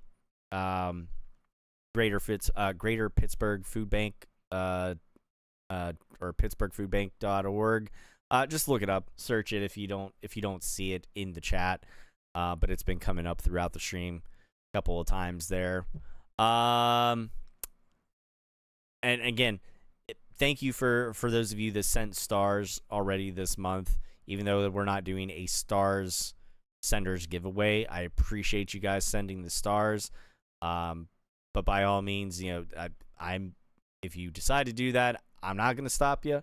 But I would prefer that you take that money and send it to the Greater Pittsburgh Food Bank. But what you can do, head on over to YouTube and click that subscribe button. And let's get the goal. Let's get our YouTube subscribers up to 500. Tell a friend.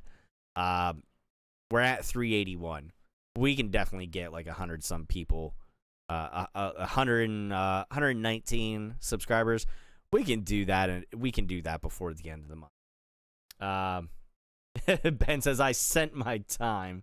I appreciate that as well too, Ben. Thank you. And I appreciate you guys hanging out in the stream with me. Thank you for being here. And like I said, keep your eyes and ears peeled for tomorrow. I'll try to put a post up if I get a chance to let you guys know what time I'll be live tomorrow. But if nothing else, keep those live notifications on. We'll be back here again on Facebook, YouTube, and Twitch.